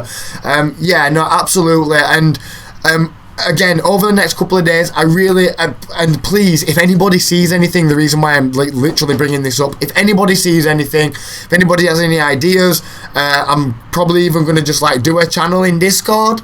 Any Ukraine help, any resources that you see, and oh shit, we've got a few thousand people there on Reddit. Fuck knows, it might get them £1, it might get them 100 quid, whatever. But I'm gonna compile like a big old mega thread, and I'm sure everybody can help. You know, we might not have money, we might not have weapons, the ability to go over there and literally defend people, but there is other stuff that we can do, and this is a good time to get proactive, man. It really, really is. 50 cents is 50 cents as well, absolutely. I don't know what the currency exchange is over there, but you know, maybe a quid's a little bit more over there too. Who, you know, I don't know. I know a pound to $1 is like $1.50, so you know, maybe there's something there. But yeah, we definitely need to compile a mega thread that we can share on everywhere. I mean, fucking hell, literally we'll share it with everybody and anyone that we can, right? Because yeah, man, holy shit. Call me what you want, but yeah, I'm pretty fucking spooked that it's very close, like there, you know, over the fucking border pretty much. I am very spooked by that, and it probably is going to kick me into action, yeah. And honestly, if it takes that, I'm sorry, but fuck, man, enough is definitely enough. But man, I wish there were more. I wish there were more that ostensibly we could do. But I think the best thing to do is keep doing what we're doing, man. You know, even just sharing like Vomit just did there. You know, just sharing people like Jester Boy do. I can absolutely fucking 110% say anything that you send to that dude right now will be very, very useful. And he's going to somebody who is in a fucking genuine like war right now. So yeah, you/Jester Boyd. I've been pretty upset I actually avoided your stream because I want to talk, but I don't, because I feel helpless. Yeah, information. Yeah, again, I'd said at the start of the stream, I was that close to not even doing a stream this evening myself. Honestly, for unrelated reasons, in its essence, but But yeah, you know, like it's a fucked up day, man, and I just hope everybody's okay, man. Everybody here personally, I hope you're all okay. Try not to worry too much. There's a lot left, a lot in place before, you know, like the worst case scenarios start happening. So yeah, stay positive. Pray for our Ukrainian and our Russian brothers and sisters that are not going to be able to get a good night's peaceful sleep like we're going to hopefully be able to get tonight, you know. And just share a thought, if nothing else, I guess. But yeah, thank you everybody. I am going to leave it there. I appreciate you talking about the hard issues. Honestly, I really appreciate everybody being here for the breaking news. If I were by myself, I'd have probably been sat here crying, not knowing what to do. So yeah, this is not it's not easy news to take in any respect, right? So I appreciate everybody being here, you know, and just know that you know, the little things that we do in life and in the world and on the internet, they can have a big difference. And if nothing else can be approved, this stream tonight, y'all have made a huge difference to me tonight. So like, you know, do it, man. Send the message, do the post, whatever. You never know. But yeah, take care everybody. Jester Boyd, Cash App, indeed. And holy shit, man, does he half need it? He's been Jester Boyd, you've probably caught some of his streams on Reddit recently. He's been streaming Kiev for the past like week or two, and he's a lovely bloke, lovely dude. Yeah, sad shit. Thank you for sharing that with us. I appreciate you reminding us about that. But if I haven't done it already tomorrow, somebody please call me out for it and say, you said you were going to do a Ukraine channel in Discord for people to just chuck random things and do it and start getting a mega thread done. Please call me out on it. My fucking memory sucks, but I really want to do that just to feel a little bit more proactive in this, you know, like just a tiny bit. If we have people like that, there's tons of people like Jester Boyd out there. Let's try find every single one of them and give them all $1, right? But yeah, take care everybody. Peace and love should always prevail, hopefully. I think deep down we all know that that's the way to do it. But whew, yeah, good night, God bless everybody. Bye cuz. Good night, God bless, take care. I shall see you all tomorrow. We will be back at 2. And yeah, I guess we'll keep an eye out for this one. But yeah, good night, God bless everybody. Peace and love. I'll see you all tomorrow. Take care.